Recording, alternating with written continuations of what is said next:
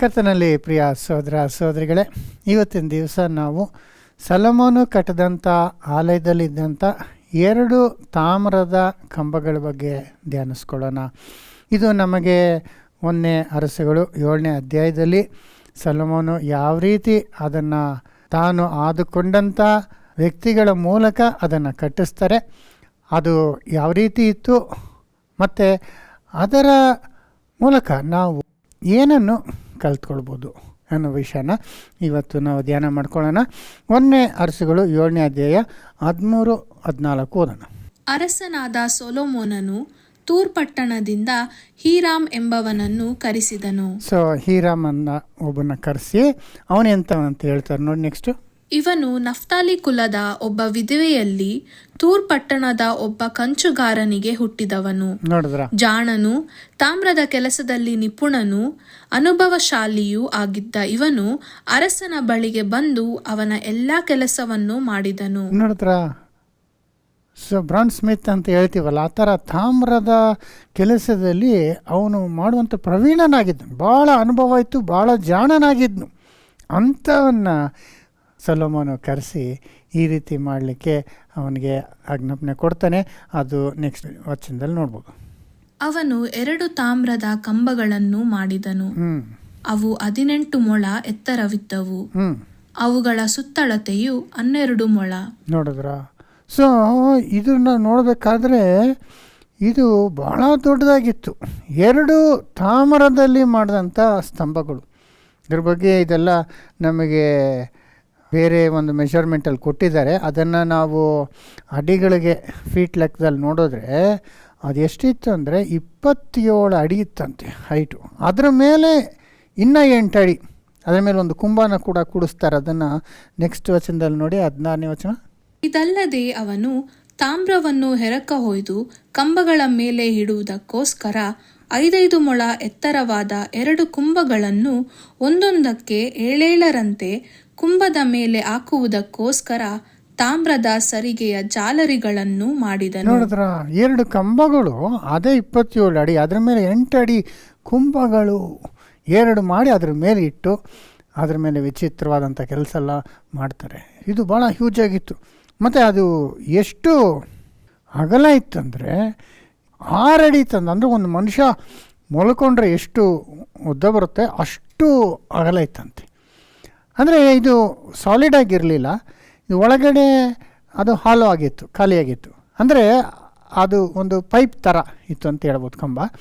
ಆದರೆ ಅದು ಎಷ್ಟು ಅದರ ವಿಡ್ತಿತ್ತು ಅಂದರೆ 4 ಬೆರಳಷ್ಟು ಅಂತ ಬೈಬಲ್ನಲ್ಲಿ ನೋಡ್ತೀವಿ. ಅಂದರೆ 4 ಬೆರಳಷ್ಟು ಅಂದರೆ 3 ಇಂಚ್ ಅಂತ ಹೇಳ್ಬೋದು.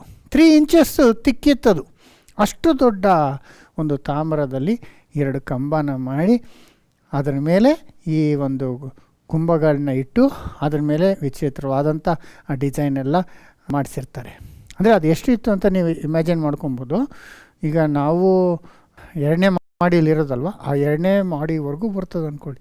ಇಲ್ಲ 3ನೇ ಮಾಡಿ ಅಂದರೆ ಒಂದು ಮಾಡಿಗೆ ಒಂದು 10 ಅಡಿ ಅಂದ್ರೂ ಇದು ಟೋಟಲಿ 35 ಅಡಿ ಬರ್ತದೆ ಎತ್ತರಕ್ಕೆ. ಅಂದರೆ 2 ಕಡೆ 35 ಅಡಿ ಮತ್ತು ಅಷ್ಟು ಅಗಲವಾಗಿ ಆ ಒಂದು ತಾಮ್ರನ ಪಾಲಿಷ್ ಮಾಡಿದ್ರೆ ಅಷ್ಟು ಫಳ ಫಳ ಫಳ ಅಂತ ಹೊಳಿತಿತ್ತು. ಇದನ್ನು ಎಲ್ಲಿಟ್ಟಿದ್ರು ಅಂದರೆ ಪ್ರಾಕಾರದ ಒಳಗಿಟ್ಟಿದ್ರು. ಅಂದರೆ ಪರಿಶುದ್ಧವಾದಂಥ ಸ್ಥಳದ ಹೊರಗೆ, ಅಂದರೆ ಪ್ರಾಕಾರದಲ್ಲಿ. ನಿಮಗೆ ಗೊತ್ತಲ್ಲ, ಅದು ಎಂಟಾಗಿದ್ದೇ ಒಂದು ಕೋರ್ಟ್ ಇತ್ತು ಪ್ರಾಕಾರ. ಅಲ್ಲಿ ಬಲಿಪೀಠ ಇತ್ತು ಮತ್ತು ತೊಳ್ಕೊಳ್ಳೋದಕ್ಕೆ ನೀರೆಲ್ಲ ಇಟ್ಟಿದ್ರು. ಅದಾದ ನಂತರ ಪರಿಶುದ್ಧ ಸ್ಥಳ, ಅದಾದ ನಂತರ ನಾವು ಅತಿ ಪರಿಶುದ್ಧ ಸ್ಥಳ. ಆ ಪರಿಶುದ್ಧ ಸ್ಥಳದ ಬಾಗಿಲಲ್ಲಿ 2 ಕಡೆ ಇದನ್ನು ಇಟ್ಟಿದ್ರು ಅಂತ ನಾವು ಈ ವಾಕ್ಯಗಳಲ್ಲಿ ನೋಡ್ಕೊಬೋದು. ಸಹೋದರ ಸಹೋದರಿ, ಇದನ್ನು ನೆಕ್ಸ್ಟ್ ನಾವು ನೋಡುವಾಗ ಆ ಕುಂಭಗಳ ಮೇಲೆ ಯಾವ ರೀತಿಯ ಡಿಸೈನ್ ಎಲ್ಲ ಇತ್ತು ಅನ್ನೋದನ್ನ ನಾವು 17ರಿಂದ ಓದ್ಬೋದು. ಇದಲ್ಲದೆ ಅವನು ತಾಮ್ರದ ದಾಳಿಂಬ ಹಣ್ಣುಗಳನ್ನು ಮಾಡಿ ಅವುಗಳನ್ನು ಕಂಬಗಳ ಮೇಲಣ ಪ್ರತಿಯೊಂದು ಕುಂಭದ ಜಾಲರಿಯ ಸುತ್ತಲೂ 2 ಸಾಲಾಗಿ ಸಿಕ್ಕಿಸಿದನು. ನೋಡಿದ್ರ, ಒಂದು ಪೊಮೊಗ್ರೆನೇಟ್ ಅಂತೀವಲ್ಲ, ದಾಳಂಬ್ರಿ ಅನ್ನೋ ಹಣ್ಣು ಭಾಳ ವಿಶೇಷ. ಬೈಬಲ್ ಅದೇ ಬೇರೆ ಪಾಠ ಅಂದ್ಕೊಳ್ಳಿ. ಅದನ್ನು 200 ಅಂದರೆ 200 ಅದು ತಾಮ್ರದಲ್ಲೇ ಮಾಡಿ ಅದನ್ನು ಡಿಸೈನಾಗಿ ಇಟ್ಟಿದ್ರಂತೆ. ಆಮೇಲೆ ಕಂಬಗಳ ಮೇಲಿರುವ ಕುಂಭಗಳ ಒಡಲು 4 ಮೊಳಗಳವರೆಗೆ ಕಮಲಾಕಾರವುಳ್ಳದ್ದಾಗಿತ್ತು. ಆ ಕುಂಭಗಳ ಮೇಲಿನ ಭಾಗದಲ್ಲಿ ಒಡಲಿನ ಸುತ್ತಲೂ ಜಾಲರಿಯ ಹೊರಗೆ ದಾಳಿಂಬ ಹಣ್ಣಿನ ಆಕಾರವುಳ್ಳ ಗುಂಡುಗಳಿದ್ದವು. ಪ್ರತಿಯೊಂದು ಕುಂಭದ ಸುತ್ತಲೂ 200 ಗುಂಡುಗಳನ್ನು ಸಾಲಾಗಿ ಸಿಕ್ಕಿಸಿದನು. ಅದನ್ನ ಹೇಳಿದೆ, 200 ಗುಂಡುಗಳು ಸಾಲಾಗಿ ಇಟ್ಟಿರಂದ್ರೆ ಇದೆಲ್ಲ ಡೆಕೋರೇಷನ್ಗಾಗಿ ಆ ರೀತಿ ಅದು ಮಾಡಲ್ಪಟ್ಟಿತ್ತು ಅಂತ ನೋಡ್ತೀವಿ. ಮತ್ತು ಇದನ್ನು ಎಲ್ಲಿ ಯಾವ ಡೈರೆಕ್ಷನಲ್ಲಿ ಯಾವ ಕಂಬ ಇತ್ತು ಅನ್ನೋದನ್ನ ಮತ್ತು ಆ ಕಂಬಗಳ ಹೆಸರೇನು ಅನ್ನೋದು ಕೂಡ ನಾವು 21ನೇ ವಚನದಲ್ಲಿ ನೋಡ್ಕೊಬೋದು. ತರುವಾಯ ಅವನು ಆ 2 ಕಂಬಗಳನ್ನು ದೇವಾಲಯದ ಮಂಟಪದ ಬಳಿಯಲ್ಲಿ ನಿಲ್ಲಿಸಿ ಬಲಗಡೆಯ ಕಂಬಕ್ಕೆ ಯಾಕೀನ್ ಎಂದು ಎಡಗಡೆಯ ಕಂಬಕ್ಕೆ ಬೋವಾಜ್ ಎಂದು ಹೆಸರಿಟ್ಟನು. ನೋಡಿದ್ರ, ಇದಕ್ಕೆ ಹೆಸರು ಕೂಡ ಇಡ್ತಾರೆ. ಅದನ್ನೇ ನಾವು ಇಲ್ಲಿ ನೋಡುವಾಗ ಯಾಕೀನ್ ಅಂತ ಒಂದು ಮತ್ತು ಇನ್ನೊಂದು ಬೋವಾಜ್ ಅಂತ 2 ಸ್ತಂಭಗಳಿಗೆ 2 ಹೆಸರು ಕೊಡ್ತಾರೆ. ಸೊ ಇದು ಬಲಗಡೆ ಎಡಗಡೆ ಅನ್ನುವಾಗ ಈಗ ನನಗೆ ಬಲಗಡೆ ಈ ಕಡೆ ಆಗ್ತದೆ, ಆದರೆ ನಿಮಗೆ ಬಲಗಡೆ ಈ ಕಡೆ ಆಗ್ತದೆ. ಆ್ಯಕ್ಚುಲಿ ನಾವು ನೋಡುವಾಗ ಆ ಒಂದು ಆಲಯ ಇದ್ದಿದ್ದು ಯಾವ ರೀತಿ ಅಂದರೆ ಈಸ್ಟ್ ಫೇಸಿಂಗ್ ಇತ್ತು ಅಲ್ವರ, ಅಂದರೆ ಪೂರ್ವಕ್ಕೆ ಅದು ನೋಡೋಂಥದ್ದು ಎಂಟ್ರೆನ್ಸು. ಸೊ ಹೆಂಗೆ ಅಂದರೆ ಆ ಒಳಗಡೆ ನಾವು ನಿಂತ್ಕೊಂಡು ಆ ಪಾಳ್ಯದ ಬಾಗಿಲ ಕಡೆ ನಾವು ನೋಡೋದಾದರೆ ಅದು ಯಾವ ಕಡೆ ಫೇಸಿಂಗ್ ಇರಬೇಕು, ಪೂರ್ವಕ್ಕಿರಬೇಕು. ಆಮೇಲೆ ಹಿಂಭಾಗ ಬಂದು ಪಶ್ಚಿಮಕ್ಕಿರ್ತದೆ. ಅಂದರೆ ಸೂರ್ಯ ಎದ್ದೋಳುವಾಗ ಅದು ಆ ಬೆಳಕುಗಳು ಆ ಬಾಗಿಲ ಮೇಲೆ ಬೀಳ್ತಿತ್ತು, ಅದು ಮುಳುಗುವಂಥ ಸಂದರ್ಭದಲ್ಲಿ ಅದು ಹಿಂದಕ್ಕೆ ಹೋಗ್ತಾಯಿತ್ತು. ಸೊ ಅದು ನೀವು ಇಮ್ಯಾಜಿನ್ ಮಾಡ್ಕೊಬೋದು. ನಮ್ಮ ಚರ್ಚ್ ಇರೋದು ಅದೇ ಡೈರೆಕ್ಷನ್ನಲ್ಲಿ. ನಾವು ನೋಡುವಾಗ ಸ್ಟೇಜ್ ಇದೆಯಲ್ಲ, ಆ ಸ್ಟೇಜು ಬಂದು ಈಸ್ಟು ಪೂರ್ವ ಆಗ್ತದೆ. ಅದಾದ ನಂತರ ಆಪೋಸಿಟು ಹಿಂದ್ಗಡೆ ಚರ್ಚ್ಗಳು ಇರೋವಂಥದ್ದು ಪಶ್ಚಿಮ ಆಗ್ತದೆ. ಆ ಡೈರೆಕ್ಷನ್ನಲ್ಲೇ ನಮ್ಮ ಚರ್ಚ್ ಕೂಡ ಇದೆ. ಎನಿವೆ ನಮ್ಮ ಇಂಡಿಯಾ ದೇಶದಲ್ಲಿ ಎಲ್ಲ ಈಸ್ಟ್ ಫೇಸಿಂಗ್ಗೆ ಭಾಳ ಮುಖ್ಯತ್ವ ಕೊಡ್ತಾರೆ. ಅದು ಎಲ್ಲಿಂದ ಬಂತು ಅಂದರೆ ಬೈಬಲಲ್ಲೇ ಬಂತು ನೋಡಿದ್ರ. ಯಾಕಂದರೆ ಬೆಳಗ್ಗೆ ಎದ್ದಿಂದೆ ಒಂದು ಸೂರ್ಯನ ಕಿರಣ ನಮಗೆ ಭಾಳ ಬೇಕಾಗ್ತದೆ. ರಾತ್ರಿ ಎಲ್ಲ ಕತ್ಲೆ ಇರ್ತದೆ, ಬೆಳಕಾಗುವಂಥದ್ದು ನಾವು ಫಸ್ಟ್ ನೋಡ್ಬೋದು. ಮತ್ತು ಚಳಿ ಇರ್ತದೆ, ಆ ಬೆಳಕು ಬರ್ತಾ ಬರ್ತಾ ನಮಗೆ ಭಾಳ ಅದು ಸುಖಕರವಾಗಿರ್ತದೆ ಬೆಳಗಿನಲ್ಲಿ. ಅದೇ ಸೂರ್ಯ ಹೋಗಿ ಬಿಸಿಯಾಗಿ ದಿನೆಲ್ಲ ಹಾಟಾಗಿ ಅದು ಮುಳುಗೋ ಸಂದರ್ಭದಲ್ಲಿ ಆ ಒಂದು ಬಿಸಿಲು ನಮಗೆ ಬೇಡ ಅನಿಸ್ತದೆ. ಸೊ ಅದು ಹಿಂದಕ್ಕಿದ್ರೆ ಒಳ್ಳೆಯದು ಅನ್ನೋ ಒಂದು ಕಾರಣದಿಂದ ಈಸ್ಟ್ ಫೇಸಿಂಗು ಭಾಳ ಮುಖ್ಯ ಅಂತಾರೆ. ನಮ್ಮ ಸಮಾಧಿಗಳಲ್ಲಿ ಹೋದ್ರೂ ಅಲ್ಲೂ ಕೂಡ ಸಮಾಧಿ ಎಲ್ಲ ನೋಡಿದ್ರೆ ಈಸ್ಟ್ ಫೇಸಿಂಗ್ ಇರ್ತದೆ.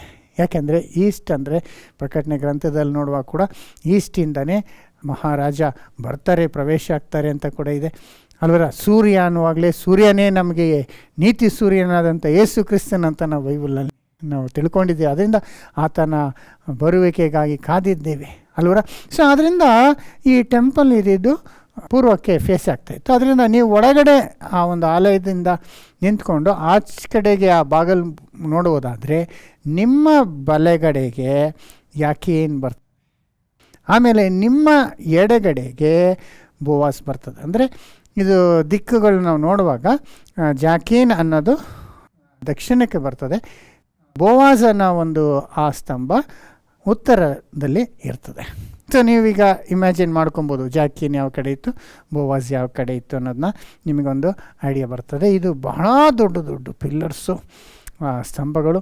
ಇದನ್ನು ಆಲಯದ ಹೊರಗಡೆ ಇಟ್ಟಿದ್ದರು.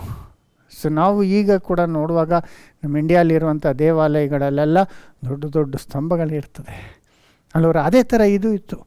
ಇದು ಒಂದು ಭಾರವನ್ನು ಹೊರುವಂಥ ಒಂದು ಸ್ತಂಭವಾಗಿರಲಿಲ್ಲ. ಇದು ಡೆಕೋರೇಷನ್ ಪರ್ಪಸ್ಗಾಗಿತ್ತು. ಅದು ಒಂದು ಆಲಯಕ್ಕೆ ಒಂದು ಸೌಂದರ್ಯವನ್ನು ಕೊಡುವಂಥದ್ದಾಗಿತ್ತು. ಯಾಕಂದರೆ ಇದ್ರ ಮೇಲೆ ಆ ಒಂದು 2 ಕುಂಭಗಳು ಬೇರೆ ಇಟ್ಟಿದ್ರು ಅಂದರೆ ಅದ್ರ ಮೇಲೆ ಭಾರ ಏನು ಇಟ್ಟಿರಲಿಲ್ಲ. ಸೊ ಇದು ಒಂದು ಮ್ಯಾಸಿವ್ ಆಗಿ ಎಂಟ್ರೆನ್ಸಲ್ಲಿ 2 ಕಡೆ ಒಂದು ಬ್ರೈಟಾಗಿ ಕಲರ್ಫುಲ್ಲಾಗಿ ಶೈನ್ ಆಗುವಂಥ ತಾಮ್ರದಲ್ಲಿ ಅದು 2 ಕಡೆ ಇತ್ತು. ಇದನ್ನು ನಮ್ಮ ಇಂಡಿಯನ್ನಲ್ಲಿ ನೋಡ್ಬೇಕಾದ್ರೆ ಎಷ್ಟೋ ಕಂಬಗಳಿದ್ದಾವೆ ಅಲ್ವರ. ಕಂಬ ಅಂದರೆ ಒಂದು ಸ್ಟ್ರೆಂತ್, ಒಂದು ಬಲ, ಒಂದು ಶಕ್ತಿಗೆ ಅದು ಸಿಂಬಾಲಿಕ್ ಆಗಿರ್ತದೆ. ಮತ್ತು ನಾವು ಮೊನ್ನೆ ಕೂಡ ಅಲ್ಲಿ ಜಯನಗರ ಕಡೆ ಹೋಗಿದ್ದಾಗ ಅಲ್ಲಿ ಒಂದು ಕಂಬ ಇಟ್ಟಿದ್ದಾರಲ್ವ, ಅದ್ರ ಮೇಲೆ ಒಂದು ಅಶೋಕನ ಕಂಬ ಅಂತ ಸಿಂಹಗಳ ಒಂದು ಕುಂಭ ಥರ ಸಿಂಹಗಳನ್ನ 4 ದಿಕ್ಕು ಅಂತ ಕಾಣಿಸ್ತದೆ. ಆ ಥರ ಇಮ್ಯಾಜಿನ್ ಮಾಡ್ಕೊಳ್ಳಿ ನೀವು. ಸೊಲೊಮನ್ ಟೆಂಪಲ್ಲು ಅದು 7 ಅಡಿ ಆ ಕಾಂಪೌಂಡ್ ಗೋಡೆ ಇತ್ತು. ಅದರಿಂದ ಇದು 35 ಅಡಿ ಇದ್ದಿದ್ದರಿಂದ ಹೊರಗಿಂದ ಅದು ಕಾಣಿಸೋ ರೀತಿಯಲ್ಲಿ ಇತ್ತು ಜನಗಳಿಗೆ ಕೂಡ.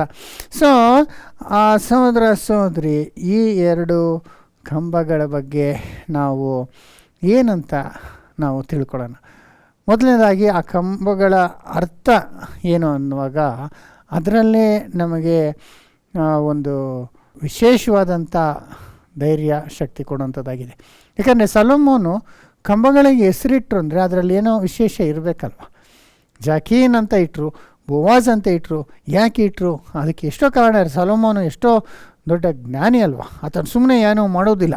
ಅದರಿಂದ ನಾವು ನೋಡುವಾಗ ಯಾಕೇನ್ ಅನ್ನೋದನ್ನ ಹೀಬ್ರೂ ಭಾಷೆಯಲ್ಲಿ ನಾವು ನೋಡೋದಾದರೆ ಹಿ ವಿಲ್ ಎಸ್ಟ್ಯಾಬ್ಲಿಷ್ ಅಂತ ಹೇಳ್ತಾರೆ ಇಂಗ್ಲೀಷ್. ಅಂದರೆ ದೇವರು ಆತನು ಸ್ಥಾಪಿಸುವವನು, ಆತನು ಸ್ಥಾಪಿಸ್ತಾನೆ ಅಂತ. ಬೋವಾಸ್ ಅನ್ನೋದು ಏನಂತ ನಾವು ನೋಡಿದ್ರೆ ಇನ್ ಈ ಸ್ಟ್ರೆಂತ್, ಆತನ ಶಕ್ತಿಯಿಂದ ಪರಾಕ್ರಮದಿಂದ ಆತನು ಮಾಡ್ತಾನೆ ಅಂತ. ಅಂದರೆ ಆತನು ಸ್ಥಾಪಿಸ್ತಾನೆ ಆತನ ಬಲದಿಂದ ಅಂತ. He will establish by he's strength ಅಂತ ಬರ್ತದೆ ನೋಡಿ. ಅದೇ ಎಷ್ಟು ನಮಗೆ ಎನ್ಕರೇಜ್ಮೆಂಟ್ ಆಗಿದೆ. ಯಾರನ್ನ ಆಲಯಕ್ಕೆ ಹೋಗಿ ಅವರ ಕಷ್ಟಗಳನ್ನೆಲ್ಲ ಹೇಳ್ಕೊಳ್ಳೋದು, ಆವಾಗ ಆ ಸ್ತಂಭಗಳನ್ನ ಎಂಟ್ರಲ್ಲೇ ನೋಡಿದಾಗ ನಿಮ್ಮ ಎಂಥ ಕಷ್ಟ ಸಮಸ್ಯೆ ಇದ್ರೂ ಆತನು ಅದನ್ನು ಸ್ಥಾಪಿಸುವನು. ಹೇಗೆ ಅಂದರೆ ಆತನ ಬಲದಿಂದ. ಆತನ ಬಲದಿಂದನೇ ಇಡೀ ಲೋಕನ ಆತನು ನಡೆಸ್ಕೊಂಡಿದ್ದಾನೆ ಅಲ್ಲವರ. 2 ಕಂಬ ಅಂದರೆ ಅದೇನೇ ನಮಗೆ ಭಾಳ ವಿಶೇಷ. ನಾವು ನಿಂತಿರುವುದು 2 ಕಾಲುಗಳ ಮೇಲೆ ಅಲ್ವಾ. ಆ 2 ಕಾಲುಗಳೇ ನಮ್ಮನ್ನು ಬ್ಯಾಲೆನ್ಸ್ ಮಾಡ್ತಿದೆ. ಆ 2 ಅನ್ನೋದೇ ಬೈಬಲ್ನಲ್ಲಿ ವಿಶೇಷವಾದಂಥ ಅರ್ಥ ಇದೆ. ಅದರಿಂದ ಈಗ 2 ಕಾಲು 2 ಕೈ ಅನ್ನುವಾಗ ಆತನ ಶಕ್ತಿಯಿಂದ ಆತನ ಸಮಸ್ತವನ್ನು ಸ್ಥಾಪಿಸುವವನು ಆಗಿದ್ದಾನೆ ಅಂತ ನಮಗೊಂದು ಧೈರ್ಯ ಬರ್ತದೆ ಅಲ್ವರ. ಇಸ್ರಾಯೇಲ್ನ ಸ್ಥಾಪಿಸುವವನು ಆತನೇ, ಆಲಯವನ್ನು ಸ್ಥಾಪಿಸುವವನು ಆತನೇ ಅನ್ನೋದೆಲ್ಲ ಅನೇಕ ಅರ್ಥನ ಕೊಡುವಂಥದ್ದಾಗಿದೆ ಸಹೋದರ ಸಹೋದರಿ. ಮಾತ್ರ ಅಲ್ಲ, 2 ಸ್ತಂಭಗಳು ಆಲಯ ಅನ್ನುವಾಗಲೇ ನಮಗೆ ಹಳೆ ಒಡಂಬಡಿಕೆಯಲ್ಲಿ ಇರುವಂಥದ್ದೆಲ್ಲ ನಮಗೆ ಕರ್ತನಾದ ಯೇಸು ಕ್ರಿಸ್ತನಿಗೆ ಒಂದು ಛಾಯವಾಗಿ ಇದೆ ಅಂತ ನಾವು ತಿಳ್ಕೊಂಡಿದ್ದೀವಿ ಅಲ್ವಾ. ಎಲ್ಲ ನೆರಳೆ. ಈಗ ಆಲಯನೇ ತಗೊಳ್ಳಿ, ಆಲಯದಲ್ಲಿ ಇರುವಂಥ ಬಲಿಪೀಠ ಯೇಸು ಸ್ವಾಮಿ, ಅದರ ಮೇಲೆ ಅರ್ಪಿಸುವಂಥ ಬಲಿಗಳು ಯೇಸು ಸ್ವಾಮಿ ಅರ್ಪಿಸಿದಂಥ ಬಲಿಗೆ ಅದು ಸಾದೃಶ್ಯವಾಗಿತ್ತು ಅಲ್ವರ. ಮತ್ತು ಅದಕ್ಕೆ ಎಂಟ್ರೆನ್ಸು ಒಂದೇ ಎಂಟ್ರೆನ್ಸ್ ಇತ್ತು, ನಾನೇ ಮಾರ್ಗ ನಾನೇ ಜೀವ ಸತ್ಯ. ನಾವು ಒಳಗೆ ಬರಬೇಕಂದ್ರೆ ದೇವ್ರ ಹತ್ರ ಯೇಸು ಮೂಲಕನೇ ಬರಬೇಕು, ಆತನ ಒಂದೇ ಮಾರ್ಗ ಅಂತ ನಮಗೆ ಗೊತ್ತಾಗ್ತದೆ ಅಲ್ವರ. ಮತ್ತು ನಾವು ಆತನ ಬಲಿಯ ಅರ್ಪಿಸುವಂಥ ಯಾಜಕ, ಪ್ರಧಾನ ಯಾಜಕ ಅಂದರೆ ಅದು ಯೇಸು ಸ್ವಾಮಿನೇ. ನೀವು ಯಾವ ರೀತಿ ನೋಡಿದ್ರೂ ಅಲ್ಲಿ ಇರುವಂಥದ್ದು ಎಲ್ಲ ಯೇಸು ಸ್ವಾಮಿನ ಅದು ತೋರಿಸುವಂಥದ್ದಾಗಿದೆ ನಮಗೆ. ಹಾಗಿರುವಾಗ ಈ 2 ಸ್ತಂಭಗಳು ಕೂಡ ನಮ್ಮ ಕರ್ತನಾದ ಯೇಸು ಸ್ವಾಮಿಗೆ ಹೋಲಿಕೆಯಾಗಿದೆ, ಅವರನ್ನು ಅದು ವಿವರಿಸ್ತಿದೆ ಅಂತ ಕೂಡ ನಾವು ಪ್ರಾರಂಭದಲ್ಲೇ ತಿಳ್ಕೊಬೋದು. ಇದೇ ಪಾಠಕ್ಕೆ ಅನೇಕ ಅರ್ಥಗಳನ್ನ ನಾವು ನೋಡ್ಬೋದು. ಯೇಸು ಸ್ವಾಮಿ ಯಾವ ರೀತಿ ದೇವರ ಕಾರ್ಯವನ್ನೆಲ್ಲ ಸ್ಥಾಪಿಸುವವನಾಗಿದ್ದಾನೆ, ದೇವರ ಬಲದಿಂದ ಎಲ್ಲವನ್ನು ಸಾಧಿಸುವವನಾಗಿದ್ದಾನೆ ಅನ್ನೋದನ್ನ ನಾವು ಇದರಲ್ಲಿ ತಿಳ್ಕೊಬೋದು. ಇನ್ನು ಎಷ್ಟೋ ವಿಷಯಗಳನ್ನ ಈ 2 ಸ್ತಂಭದಲ್ಲಿ ತಿಳ್ಕೊಬೋದು. ಆದರೆ ವಿಶೇಷವಾಗಿ ಇವತ್ತು ಅದು 2 ವ್ಯಕ್ತಿಗಳ ಹೆಸರಾಗಿದೆ. ಅದನ್ನು ತಿಳ್ಕೊಂಡು ಅದರ ಬಗ್ಗೆ ನಾವು ಮಾತ್ರ ಧ್ಯಾನ ಮಾಡ್ಕೊಳ್ಳೋಣ. ಜಾಕೀನ್ ಅಂದರೆ ಒಂದು ವ್ಯಕ್ತಿ, ಬೋವಾಜ್ ಅಂದರೆ ಆತನು ಒಂದು ವ್ಯಕ್ತಿ ಆಗಿದ್ದರು. ಅದರಿಂದ ಆ ವ್ಯಕ್ತಿಗಳನ್ನ ಇಟ್ಟು ಆ ಹೆಸರಿಟ್ಟರು ಅಂದರೆ ಆ ವ್ಯಕ್ತಿಗಳಲ್ಲಿ ಯಾವುದೋ ರೀತಿಯಲ್ಲಿ ಕರ್ತನಾದ ಯೇಸು ಸ್ವಾಮಿಗೆ ಪಾಯಿಂಟ್ಔಟ್ ಅಂದರೆ ಆತನನ್ನು ಗುರುತಿಸುವ ಹಾಗೆ ಇರ್ಬೋದು ಅನ್ನೋದನ್ನ ನಾವು ಇವತ್ತು ಸ್ಟಡಿ ಮಾಡಿ ತಿಳ್ಕೊಳ್ಳೋಣ. ಬೋವಾಸ್ ಬಗ್ಗೆ ನಮಗೆಲ್ಲ ಗೊತ್ತೇ ಇದೆ. ಬೋವಾಸ್ ಅನ್ನೋದು ರೂತನ ಗಂಡನಾಗಿದ್ದನು, ದಾವೀದನು ಹುಟ್ಟುವುದಕ್ಕೆ ಆತನು ಕಾರಣವಾಗಿದ್ದನು ಅನ್ನೋದನ್ನ ನಾವು ತಿಳ್ಕೊಂಡಿದ್ದೀವಿ. ಅದನ್ನು ನಂತರ ನೋಡೋಣ. ಮೊದಲನೇದಾಗಿ ಜಾಕೀನ್ ಬಗ್ಗೆ ನಾವು ತಿಳ್ಕೊಳ್ಳೋಣ. ಜಾಕೀನ್ ಅಂತವರು ಯಾರನ್ನುವಾಗ ಬೈಬಲ್ನಲ್ಲಿ 3 ಇದ್ದರು ಜಾಕೀನ್ ಅಂತ ಹೆಸರಿರೋರು. ಮೊದಲನೇದಾಗಿ ಈತನು ಸಿಮಿಯೋನನ ಮಗನಾದಂಥ ಜಾಕೀನ್ ಅನ್ನೋದನ್ನ ಆದಿಕಾಂಡ 46:10 ನಾವು ನೋಡ್ಬೋದು. ಸಿಮೆಯೋನನ ಮಕ್ಕಳಾದ ಯೆಮುವೇಲ್, ಯಾಮೀನ್, ಓಹದ್, ಯಾಕೀನ್, ಚೋಹರ್ ಮತ್ತು ಕಾನಾನ್ಯ ಹೆಂಗಸಿನಲ್ಲಿ ಹುಟ್ಟಿದ ಸೌಲ. ಸೊ ಅಲ್ಲಿ ಸಿಮಿಯೋನ ಮಕ್ಕಳ ಹೆಸರುಗಳೆಲ್ಲ ಹೇಳುವಾಗ ಯಾಕೀನ್ ಅಂತ ಅಲ್ಲಿ ಹೇಳಿದ್ರು. ಆತನು ಒಬ್ಬ ಇದ್ದ. ಆತನ ಬಗ್ಗೆ ನಮಗೆ ಭಾಳ ವಿಶೇಷವಾಗಿ ಏನು ಗೊತ್ತಿಲ್ಲ. ಎರಡನೇದಾಗಿ ಇವರು ಇಸ್ರಾಯೇಲ್ ಜನಗಳೆಲ್ಲ ಬಂದು ಅವರು ಕಾನಾನ್ ದೇಶದಲ್ಲಿ ಇದ್ದಾಗ ಅವರು ಪಾಪಗಳು ಮಾಡ್ತಾ ಇರ್ತಾರೆ, ಸಬ್ಬಾತ್ನ ಕೈ ಕೊಡೋದಿಲ್ಲ. ಆಗ ಬ್ಯಾಬಿಲೋನಿಯನ್ ಬಂದು ಅವ್ರನ್ನೆಲ್ಲ ಎಳ್ಕೊಂಡು ಹೋಗ್ಬಿಡ್ತಾರಲ್ಲ ಸೆರೆಗೆ ಬ್ಯಾಬಿಲೋನಲ್ಲಿ. ಸೆರೆಯಿಂದ ವಾಪಸ್ಸು ಬರುವಂಥ ಸಂದರ್ಭದಲ್ಲಿ ಆಗ ಒಬ್ಬ ಯಾಜಕನಿದ್ನು. ಆ ಯಾಜಕನ ಹೆಸರು ಯಾಕೀನಾಗಿತ್ತು. ಅದು 1ನೇ ಪೂರ್ವವೃತ್ತಾಂತ ಕಾಲ 9ನೇ ಅಧ್ಯಾಯ 10ನೇ ವಚನದಲ್ಲಿ ನೋಡ್ಬೋದು. First Chronicles 9:10. ಯಾಜಕರಲ್ಲಿ ಯೆದಾಯ, ಯೆಹೋಯಾರೀಬ್, ಯಾಕೀನ್ ಅಂತ ಬಂತು. ಯಾಕೀನ್ ಅಂತ ಬಂತು ನೋಡಿದ್ರೆ ಅಲ್ಲೇ ಒಬ್ಬ ಅವನು ಯಾಜಕನಾಗಿದ್ದ ಅಂತ ನಮಗೆ ಗೊತ್ತಾಗತ್ತೆ. ಮತ್ತು ಇನ್ನೊಂದು ಇದಕ್ಕೆ ಮುಂಚಿತವಾಗಿ ಈ ರಾಜ್ಯರ ಕಾಲ ಅಂತ್ಯದಲ್ಲಿ ಈ ವಚನಲ್ಲಿ ಅವರು ಹಿಂದೆ ಬರೋದು ಬ್ಯಾಬಿಲೋನಿಂದ. ಅದು ಹೋಗೋದಕ್ಕೆ ಮುಂಚೆ ರಾಜರ ಕಾಲ ಪ್ರಾರಂಭಿಸುವಾಗ ಸೊಲೊಮೋನಿಗೆ ಮುಂಚೆ ದಾವೀದಿದ್ನು. ಆಗ ಆಲಯ ಇರಲಿಲ್ಲ, ಆದರೆ ಆಲಯಕ್ಕೆ ಬೇಕಾದಂಥದ್ದೆಲ್ಲ ವ್ಯವಸ್ಥೆಯನ್ನು ದಾವೀದ್ ಮುಂಚೆನೇ ಮಾಡಿದರು. ಆಗ ಅವರು ದೇವದರ್ಶನ ಗುಡಾರ ಇತ್ತು, ಆ ಗುಡಾರದಲ್ಲಿ ಸೇವೆ ಮಾಡೋದಕ್ಕಾಗಿ ಅವರು ಏನು ಮಾಡಿದ್ರು, ಆ ಯಾಜಕರನ್ನೆಲ್ಲ ವಿಂಗಡಿಸ್ತಾರೆ. ಯಾಕಂದರೆ ಯಾಜಕರು ಭಾಳ ಜನ ಇದ್ದರು ಆಗ. ಈಗ ಆಲಯದಲ್ಲಿ ಸೇವೆ ಮಾಡೋದಕ್ಕೆ ಎಷ್ಟು ಜನ ಇದ್ದಾರಲ್ಲ, ಯಾರು ಯಾವಾಗ ಸೇವೆ ಮಾಡಬೇಕು ಅನ್ನೋದಕ್ಕೆ ಆ ದಾವೀದು ಅವ್ರನ್ನ ಡಿವೈಡ್ ಮಾಡ್ತಾನೆ. ಯಾರಂದರೆ ಇವರೆಲ್ಲ ಗೊತ್ತಲ್ಲ ನಮಗೆ, ಲೇವಿಯರಿಂದನೇ ಆರೋನ್ ಬಂದಂಥದ್ದು ಅಲ್ವರ, ಲೇವಿಯ ಮಗ. ಸೊ ಲೇವಿಯ ಗೋತ್ರನೇ ದೇವರ ಕೆಲಸಕ್ಕಾಗಿ ಆರಿಸ್ಕೊಂಡ್ರು. ಅದರಲ್ಲಿ ಆರೋನನು ಮತ್ತು ಆರೋನನ ಮಕ್ಕಳನ್ನು ಯಾಜಕರಾಗಿ ಆರಿಸ್ಕೊಂಡ್ರು. ಅದರಿಂದ ಲೇವಿ ಕೆಲಸಗಳು ಮಾಡೋದಕ್ಕೆ ಅನೇಕರಿದ್ದಾರೆ. ಮತ್ತು ಅದರಲ್ಲಿ ಯಾಜಕರಾಗಿ ಆರೋನಿನ ವಂಶಸ್ಥರೇ ಆಗಿರಬೇಕಾಗಿತ್ತು. ಆ ಥರ ದೇವರು ಆರಿಸ್ಕೊಂಡಿದ್ರು ಅಲ್ವರ. ಮತ್ತು ಆರೋನ್ ಕೂಡ ನಮಗೆ ಯೇಸು ಕ್ರಿಸ್ತನಿಗೆ ಛಾಯೆ ಅಂತ ಕೂಡ ನಾವು ನೋಡ್ಬೋದು. ಪ್ರಧಾನ ಯಾಜಕನಾಗಿ ಯೇಸು ನಮಗೆ ಇದ್ದಾನೆ ಅಂತ ಮಾತ್ರ ಅಲ್ಲ, ಸಹೋದರಿ ಆಗ ನಾವು ನೋಡುವಾಗ ಆರೋನಿನ ಮಕ್ಕಳು ಅನೇಕರಿದ್ದರು ಯಾಜಕರು. ಅವರನ್ನು ವಿಂಗಡಿಸುವಾಗ ಅಲ್ಲಿ ಯಾಕೀನನ್ನ ಒಂದು ಯಾಜಕನಿದ್ದನು, ಅವನ ಬಗ್ಗೆ ಅಲ್ಲಿ ಕೂಡ ನಾವು ತಿಳ್ಕೊಳ್ಬೋದು ಅಲ್ವರ. ಅದನ್ನು ನಾವು ನೋಡುವಾಗ ನಮಗೇನು ಗೊತ್ತಾಗ್ತದೆ ಅಂದರೆ, ಈಗ ಯೇಸು ಕ್ರಿಸ್ತನಿಗೂ ಯಾಕೀನಿಗೂ ಏನಾನ ಲಿಂಕ್ ಇದೆಯಾ, ಸಂಬಂಧ ಇದೆಯಾ ಅನ್ನೋದ್ರ ಬಗ್ಗೆ ನಾವು ಈ ಒಂದು ವಿಷಯದಲ್ಲಿ ತಿಳ್ಕೊಬೋದು. ಯಾಕಂದರೆ ಯೇಸು ಕ್ರಿಸ್ತನು ಬಂದಿದ್ದು ಯೂದ ಗೋತ್ರದಿಂದ ದಾವೀದು ಬಂದರು. ದಾವೀದಿಂದ ಯೇಸು ಸ್ವಾಮಿ ಬಂದಂಗೆ ನಾವು ಬೈಬಲ್ನಲ್ಲಿ ವಂಶಾವಳಿಗಳಲ್ಲಿ ನೋಡುವಾಗ ಮತ್ತೆಯ ಮತ್ತು ಲೂಕು 2 ಇದರಲ್ಲೂ ವಂಶಾವಳಿಗಳು ಕೊಟ್ಟಿದೆ. ಅದರಲ್ಲಿ ಯೇಸು ಸ್ವಾಮಿಯ ವಂಶಾವಳಿ ಎಲ್ಲ ಲಿಸ್ಟು ನಮಗೆ ಗೊತ್ತಿದೆ. ಆದರೆ ಈಗ ಆ ಲಿಸ್ಟಲ್ಲಿ ಯಾಕೇನು ಇಲ್ವಲ್ಲ. ಯಾಕೇನು ಬಂದಿದ್ದು ಲೇವಿ ಗೋತ್ರದಿಂದ ಬಂದಂಥ ಆರೋನಿಂದ ಬಂದಂಥ ಯಾಕೇನು. ಹಾಗೆ ಅವರು ಹೆಂಗೆ ಈ ಒಂದು ಯೇಸುಗೆ ಸಂಬಂಧವಾಗ್ತಾರೆ ಅನ್ನೋದು ನೋಡುವಾಗ ಸಹೋದರಿ ವಿಶೇಷವಾಗಿ ನಾವು ಮೊದಲನೇದಾಗಿ ನಾವು ಈ ಯೇಸು ವಂಶಾವಳಿ ಬಗ್ಗೆ ನಾವು ಕೆಲವು ವಿಷಯನ ನಾವು ತಿಳ್ಕೊಳ್ಳೋಣ. ನಮ್ಮೆಲ್ಲರಿಗೂ ಗೊತ್ತಿದೆ, ಆದರೆ ಅವರ ಲೈನ್ ಬಗ್ಗೆ ಮತ್ತೂನಲ್ಲಿ ಕೆಲವು ಹೆಸರುಗಳಿದ್ದಾವೆ, ಅವರ ಪಿತೃಗಳ ಬಗ್ಗೆ ಲೂಕಲ್ಲಿದೆ. ಆ 2ರಲ್ಲೂ ಸ್ವಲ್ಪ ಡಿಫ್ರೆನ್ಸ್ ಬರ್ತದೆ. ಅದು ಹೆಂಗೆ ಬರ್ತದೆ ಡಿಫ್ರೆನ್ಸು ಅನ್ನೋದನ್ನ ಸ್ವಲ್ಪ ನಾವು ತಿಳ್ಕೊಂಡು ಆ ಒಂದು ಲಿಸ್ಟಲ್ಲಿ ಯಾವ ರೀತಿ ಯಾಕೀನನ ಪ್ರವೇಶ ಆಗ್ತದೆ ಅನ್ನೋದನ್ನ ನಾವು ತಿಳ್ಕೊಳ್ಳೋಣ. ಇದಕ್ಕೆ ನಾನು ಈ 2 ಲಿಸ್ಟ್ ಇರೋಂಥದ್ದು ನಾವು ಇಟ್ಕೊಂಡಿದ್ದೀವಿ. ಇದರಲ್ಲಿ ನಾವು ಮ್ಯಾಥ್ಯೂ 1ನೇ ಅಧ್ಯಾಯದಲ್ಲಿ ಇರುವಂಥ ಹೆಸರುಗಳು, ಆ ಯೇಸು ಸ್ವಾಮಿಯ ವಂಶಾವಳಿ, ಮತ್ತು ಲೂಕಲ್ಲಿ 3ನೇ ಅಧ್ಯಾಯದಲ್ಲಿ ಇರುವಂಥ ವಂಶಾವಳಿಗಳನ್ನ ನಾವು ಇಲ್ಲಿ ಇಟ್ಕೊಂಡಿದ್ದೇವೆ.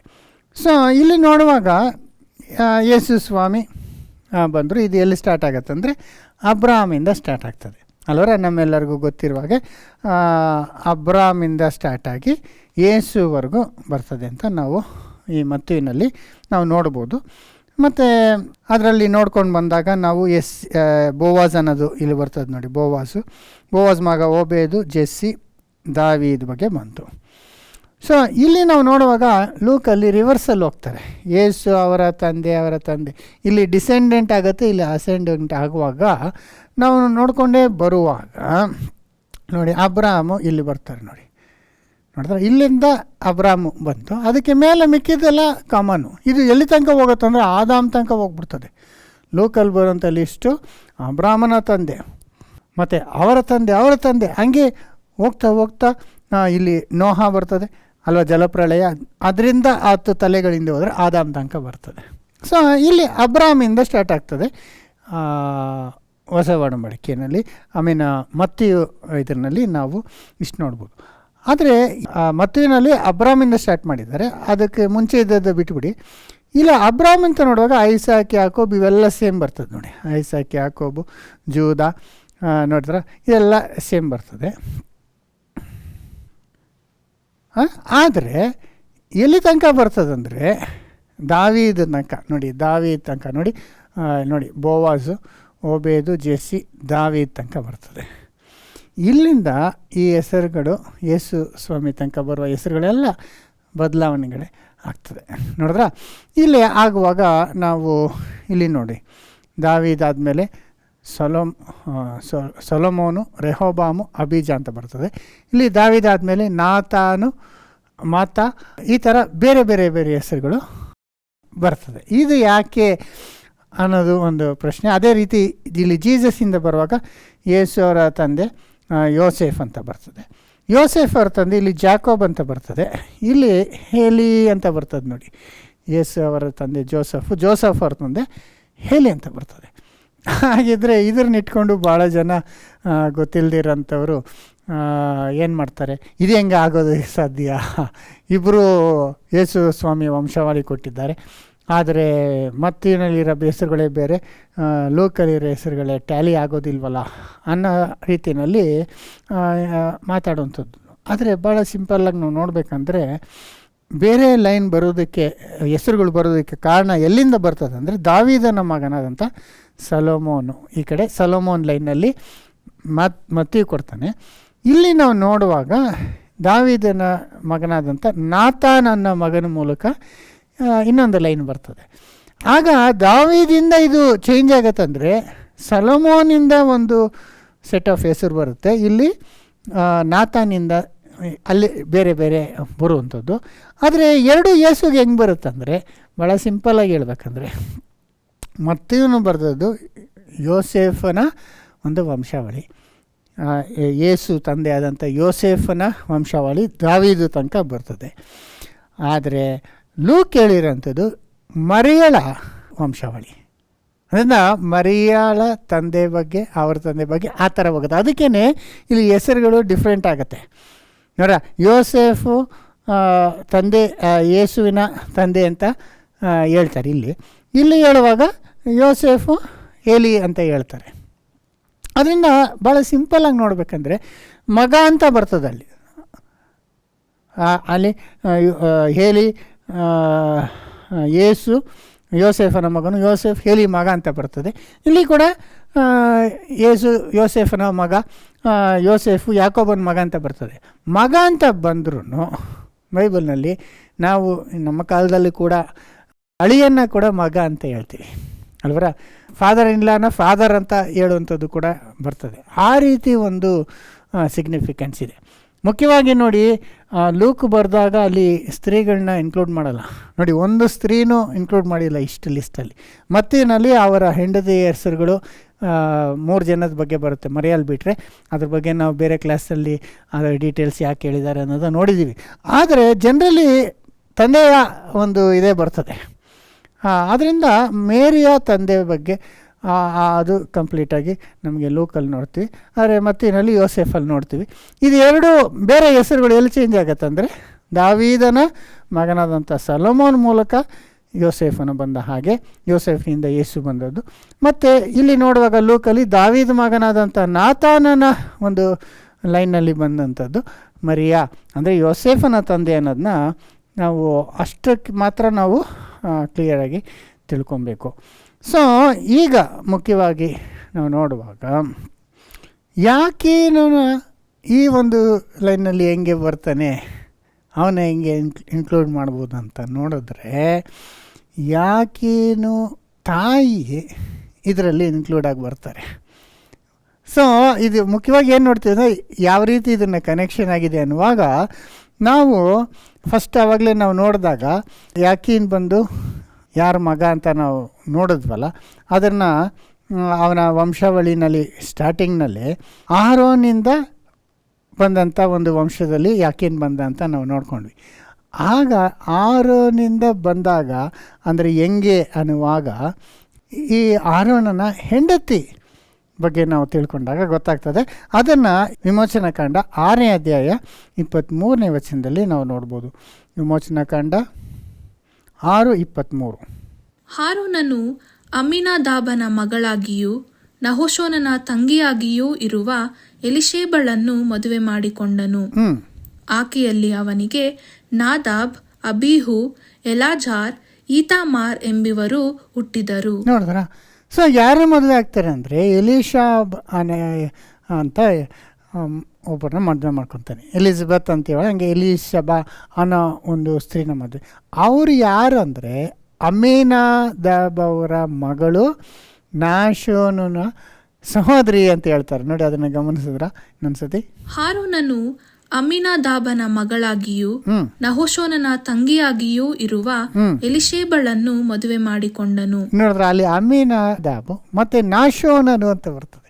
ನೋಡಿ, ಅವರ ಹೆಸರು ಜೀನಿಯಾಲಜಿನಲ್ಲಿ ನಾವು ನೋಡ್ಬೋದು ಅಲ್ವಾ. ಅದು ಹೆಂಗೆ ಅಂದರೆ ಇಲ್ಲಿ ನೋಡಿ, ಇಲ್ಲಿ ಅಮ್ಮಿನಾದಾಬ್ ಅಂತ ಬಂತು ನೋಡಿ, ಮತ್ತು ಅವನ ಮಗ ನಾಶೋನ್ ಅಂತ ಬಂತು. ಸೊ ಅಮ್ಮಿನಾದಾಬ್ ಮಗಳು ನಾಶೋಬು ಸಹೋದರಿ ಆದಂಥ ಅವ್ರ ಹೆಸರೇನ್ರಿ ಇಲ್ಲಿ ಎಲಿಷಬನ ಮದುವೆ ಆಗ್ತಾನೆ. ಯಾರಿದು? ಆರೋನು ಮದುವೆ ಮಾಡ್ಕೊತಾರೆ ಅಲ್ವರಾ ಅಂತ ನಾವು ನೋಡ್ಬೋದು. ಸೊ ಸಹೋದರ ಸಹೋದರಿ ಇಲ್ಲೂ ಬಂತು, ಇಲ್ಲಿ ಕೂಡ ಬರ್ತದೆ ನೋಡಿ.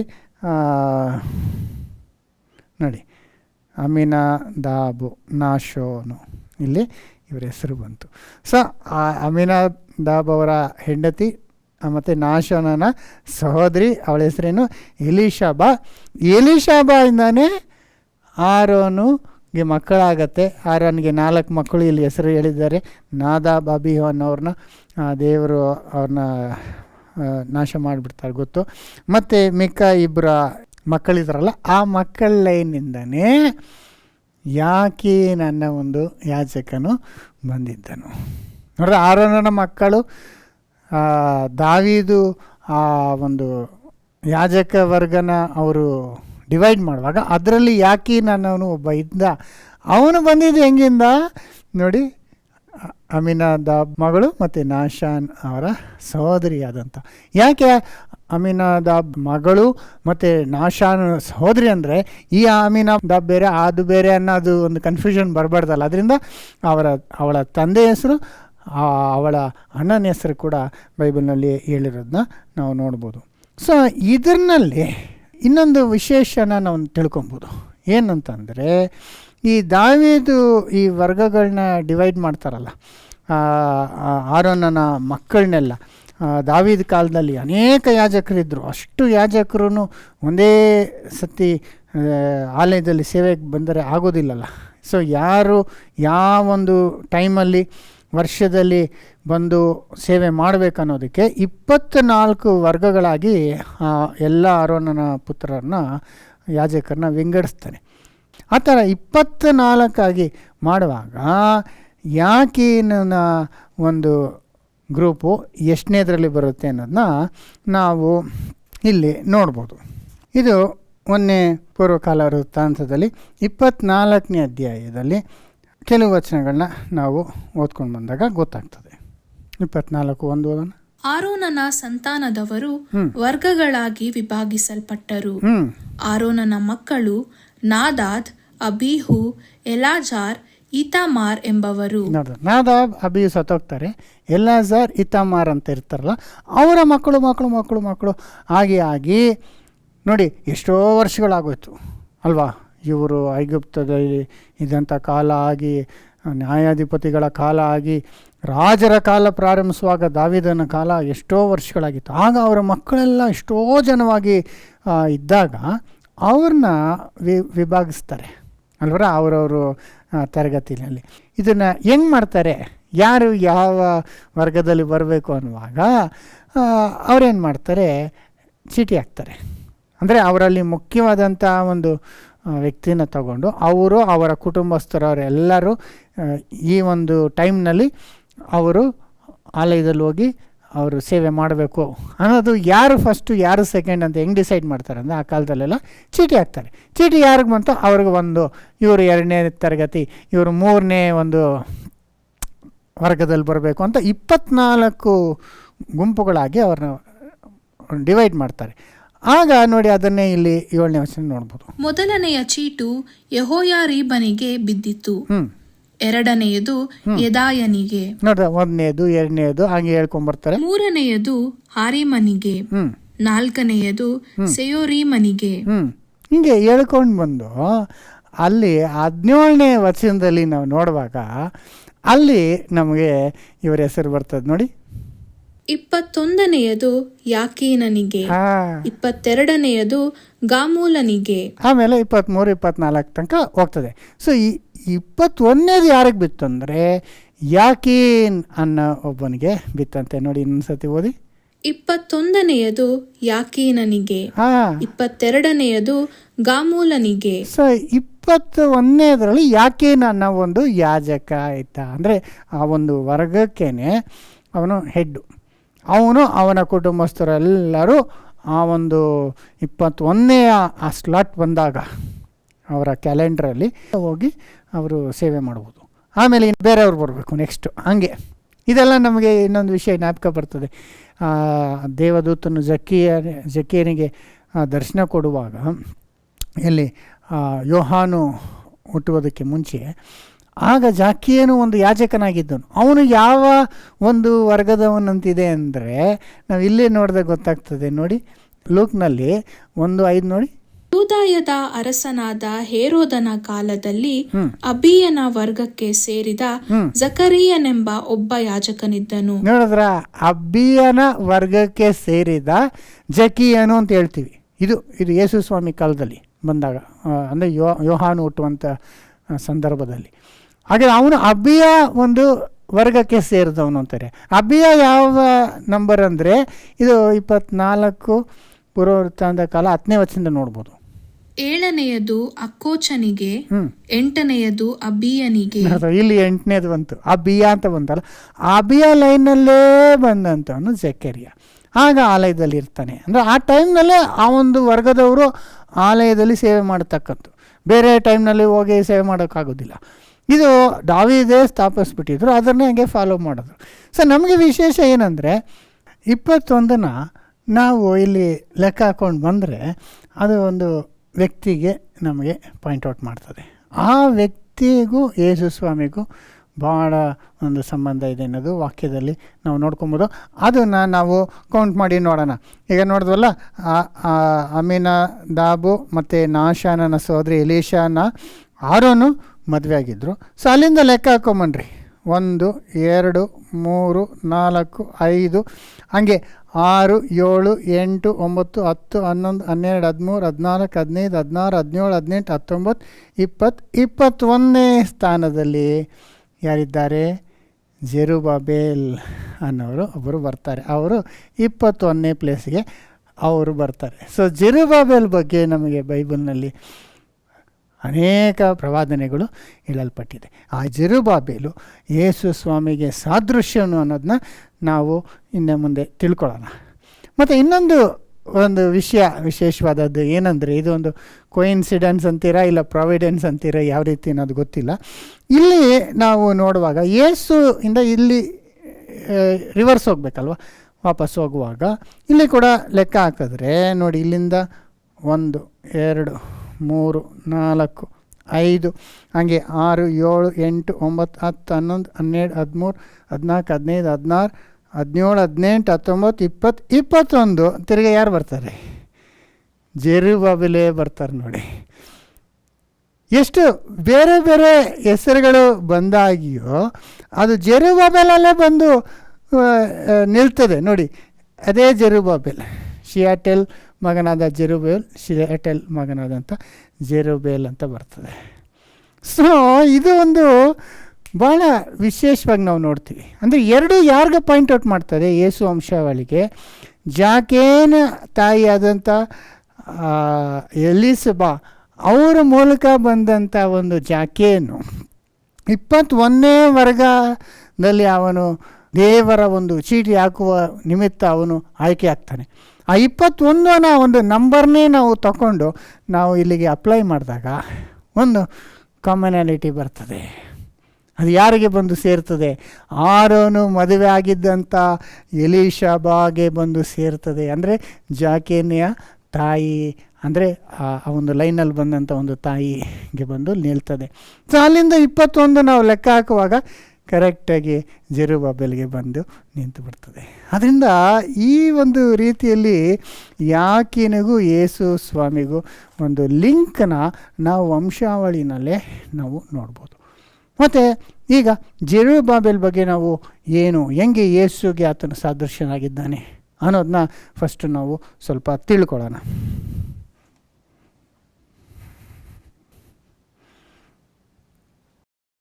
ಸೊ ಜೆರುಬ್ಬಾಬೆಲ್ ಬಗ್ಗೆ ಸೋದರ ಸೋದರಿ ಅನೇಕ ವಿಷಯಗಳನ್ನ ನಾವು ನೋಡ್ಬೋದು. ಮುಖ್ಯವಾಗಿ ಜೆರುಬ್ಬಾಬೆಲ್ ಯಾವುದರಲ್ಲಿ ಅವರು ಪ್ರಾಮುಖ್ಯರಾಗಿದ್ದರು ಅಂದರೆ, ಇಸ್ರಾಯೇಲ್ ಜನಗಳು ರಾಜರ ಅಂತ್ಯದ ಕಾಲದಲ್ಲಿ ಅವರು ಬೆಬಲೋನಿಯನ್ಸು ಬಂದು ಅವರ ಆಲಯನೆಲ್ಲ ಕೆಡವಿ ಆ ರಾಜ್ಯನೆಲ್ಲ ಸೋಲಿಸಿ ಎಲ್ಲರನ್ನೂ ಸೆರೆಗೆ ಕರ್ಕೊಂಡು ಹೋಗ್ತಾರಲ್ವ, ಆಗ ಆಲಯ ಒಡೆದೋಯ್ತು. ಆಗ ಇದ್ದಂಥ ಈ 2 ಜಾಕೀನ್ ಬೋವಾಜನ ಒಂದು ಸ್ತಂಭಗಳು ಕೂಡ ಒಡೆದಾಕಿದ್ರು. ಅದನ್ನು ಎಷ್ಟು ಭಾರವಾಗಿತ್ತಂದರೆ ಅದನ್ನು ಎತ್ಕೊಂಡೋಕೆ ಆಗೋದಿಲ್ಲ ಅಂತ ಅದನ್ನು ಕಟ್ ಮಾಡಿ ಪೀಸ್ ಮಾಡಿ ತಗೊಂಡು ಹೋದಂಥ ಒಂದು ಸಂಗತಿ ನಡೀತು. ಇದು ಯಾಕೆ ನಡೀತು ಅನ್ನೋದನ್ನ ನಾವು ಬರೋ ಕ್ಲಾಸಲ್ಲಿ ನಾವು ನೋಡೋಣ, ದೇವರು ಯಾಕೆ ಆಲಯನ ನಾಶ ಮಾಡಿದ್ರು ಅನ್ನೋದು. ಆದರೆ ಇಲ್ಲಿ ನಾವು ನೋಡುವಾಗ ಅಲ್ಲಿ ಸೆರೆ ಇದ್ರಲ್ಲ 70 ವರ್ಷ, ಆ 70 ವರ್ಷ ಆದಮೇಲೆ ಅವರು ವಾಪಸ್ ಬರುವಾಗ ಬಂದು 2ನೇ ಆಲಯ ಕಟ್ಟುವಾಗ ಜೆರುಬ್ಬಾಬೆಲ್ ಪ್ರಾಮುಖ್ಯತೆ ತಗೊಂಡು ಅವರೇ ಆಲಯನ ಕಟ್ತಾರೆ. ಅದರಿಂದ ಇದು ಭಾಳ ಮುಖ್ಯ. ಯಾಕಂದರೆ ಜೆರುಬ್ಬಾಬೆಲ್ ದಾವೀದನ ಒಂದು ರಾಯಲ್ ಲೈನ್ ಅವರು ಅಲ್ವಾ, ಆ ಲೈನ್ನಲ್ಲಿ ಬಂದಂಥವ್ರಿಗೆ ಭಾಳ ಒಂದು ಪವರ್ ಇತ್ತು ಆ ಕಾಲದಲ್ಲಿ. ಅವರು ಆ ಒಂದು ಇದನ್ನು ಉಪಯೋಗಿಸ್ಕೊಂಡು ಅವರ ಅಧಿಕಾರನ ತಕ್ಕೊಂಡು ಯೆರೂಸಲೇಮ್ನ ಒಂದು ಗವರ್ನರ್ ಆಗಿದ್ದು ಅವರು ಈ ಆಲಯ ಕಟ್ಟುವುದರ ವಿಷಯದಲ್ಲಿ ಭಾಳ ಸಹಾಯ ಮಾಡ್ತಾರೆ. ಅವ್ರ ಬಗ್ಗೆ ದೇವರು ಅನೇಕ ಪ್ರವಾದನೆಗಳು ಹೇಳ್ಬಿಟ್ಟಿದ್ದಾರೆ. ಜಕರ್ಯ ಪ್ರವಾದಿ ಅವ್ರ ಬಗ್ಗೆ ಹೇಳಿದ್ದಾರೆ, ಹಗ್ಗಾಯ ಹೇಳಿದ್ದಾರೆ, ಎಜ್ರಾ ಹೇಳಿದ್ದಾರೆ. ಅದು ಅವ್ರ ಬಗ್ಗೆ ಹೇಳಿರೋದೆಲ್ಲ ನಾವು ನೋಡುವಾಗ ಅದು ಗೊತ್ತಾಗ್ತದೆ. ಅದು ಜೆರುಬ್ಬಾಬೆಲು ಅವರು ಕಟ್ಟುವಂಥ ಆಲಯ ಬಗ್ಗೆ ಅಲ್ಲ, ಇದು ಇನ್ನೂ ಮುಂದೆ ಬರುವಂಥ ಮೆಸ್ಸಯಾಗೆ ಅನುಭವಿಸುವಂಥ ಪ್ರವಾದನೆಗಳಂತ ಕೂಡ ನಾವು ಇಮಿಡಿಯೇಟಾಗಿ ಗ್ರಾಸ್ ಮಾಡ್ಬೋದು. ಅದನ್ನಲ್ಲಿ ನೋಡಿ ಜಕರ್ಯ 4ನೇ ಅಧ್ಯಾಯ 6ರಿಂದ 8ವರೆಗೂ ನೋಡುವಾಗ ನಮಗೆ ಒಂದು ವಿಶೇಷವಾದಂಥ ಪ್ರವಾದನೆ ಗೊತ್ತಾಗ್ತದೆ. ಆಗ ಅವನು ನನಗೆ ಪ್ರತ್ಯುತ್ತರವಾಗಿ ಹೀಗೆ ಹೇಳಿದನು, ಪರಾಕ್ರಮದಿಂದಲ್ಲ ಬಲದಿಂದಲ್ಲ ನನ್ನ ಆತ್ಮದಿಂದಲೇ ಎಂಬುದು ಸೇನಾಧೀಶ್ವರ ಯೆಹೋವನ ನುಡಿ ಎಂಬಿ ಮಾತನ್ನು ಯೆಹೋವನು ಜೆರುಬ್ಬಾಬೆಲನಿಗೆ ದಯಪಾಲಿಸಿದ್ದಾನೆ. ಜೆರುಬ್ಬಾಬೆಲ್ಗೆ ಹೇಳಿದಂಥ ಒಂದು ಮಾತು ಇದು ನಮ್ಮೆಲ್ಲರಿಗೂ ಗೊತ್ತಿದೆ. ಅದು ಪರಾಕ್ರಮದಿಂದಲ್ಲ ಬಲದಿಂದಲ್ಲ ನನ್ನ ಆತ್ಮದಿಂದ ಈ ಕಾರ್ಯನ ಮಾಡ್ತೀನಿ ಅಂತ ಹೇಳಿದಂಥ ವಿಷಯ. ಆಮೇಲೆ 8-9, ಅಲ್ಲದೆ ಯೆಹೋವನು ಈ ವಾಕ್ಯವನ್ನು ನನಗೆ ದಯಪಾಲಿಸಿದ್ದಾನೆ, ಜೆರುಬ್ಬಾಬೆಲನ ಕೈಗಳು ಈ ಆಲಯದ ಅಸ್ತಿವಾರವನ್ನು ಹಾಕಿವೆ, ಆ ಕೈಗಳೇ ಇದನ್ನು ಪೂರೈಸುವವು. ಆಗ ನನ್ನನ್ನು ನಿಮ್ಮ ಬಳಿಗೆ ಕಳುಹಿಸಿದವನು ಸೇನಾಧೀಶ್ವರ ಯೆಹೋವನೇ ಎಂದು ನಿನಗೆ ಗೊತ್ತಾಗುವುದು. 7ನೇ ವಚನ ಓದಿ. ದೊಡ್ಡ ಬೆಟ್ಟವೇ ನೀನು ಯಾರು? ಜೆರುಬ್ಬಾಬೆಲನ ಮುಂದೆ ನೆಲಸಮವಾಗುವಿ. ಅವನು ಕಲಶದ ಕಲ್ಲನ್ನು ಕೋಲಾಹಲದೊಡನೆ ಮೆರವಣಿಗೆ ಮಾಡುವನು. ಇದರ ಮೇಲೆ ದೇವರ ದಯೆ ಇರಲಿ, ದೇವರ ದಯೆ ಇರಲಿ ಎಂಬ ಜನಘೋಷವಾಗುವುದು. ಆತನು ಮುಂದೆ ಪರ್ವತನೇ ಪ್ಲೇನ್ ಆಗಿಬಿಡುತ್ತೆ. ಎಷ್ಟೋ ದೊಡ್ಡ ಒಂದು ಕಾರ್ಯ ಅದು ಸಲೀಸಾಗಿ ಮಾಡಿಬಿಡ್ತಾರೆ. ಜೆರುಬ್ಬಾಬೆಲ್ ಮುಂದೆ ಮೌಂಟನ್ ಒಂದು ಪರ್ವತನೇ ಅದು ಸಮವಾಗಿಬಿಡ್ತದೆ. ಆತನು ಅದರ ತಲೆಗಲ್ಲನ್ನು ತಕ್ಕೊಂಡು ಬಂದು ಇಡ್ತಾನೆ. ಆಗ ಎಲ್ಲರೂ ಮಹಿಮೆ ಆಗಲಿ ಅಂತ ಕೊಂಡಾಡ್ತಾರೆ. ಅಂದರೆ ತಲೆಕಲ್ಲು ಅನ್ನುವಾಗ ಅದು ಯೇಸು ಸ್ವಾಮಿಗೆ ಅದು ಹೋಲಿಕೆಯಾಗಿ ನಾವು ಮಾತಾಡ್ತೀವಿ ಅಲ್ವರ.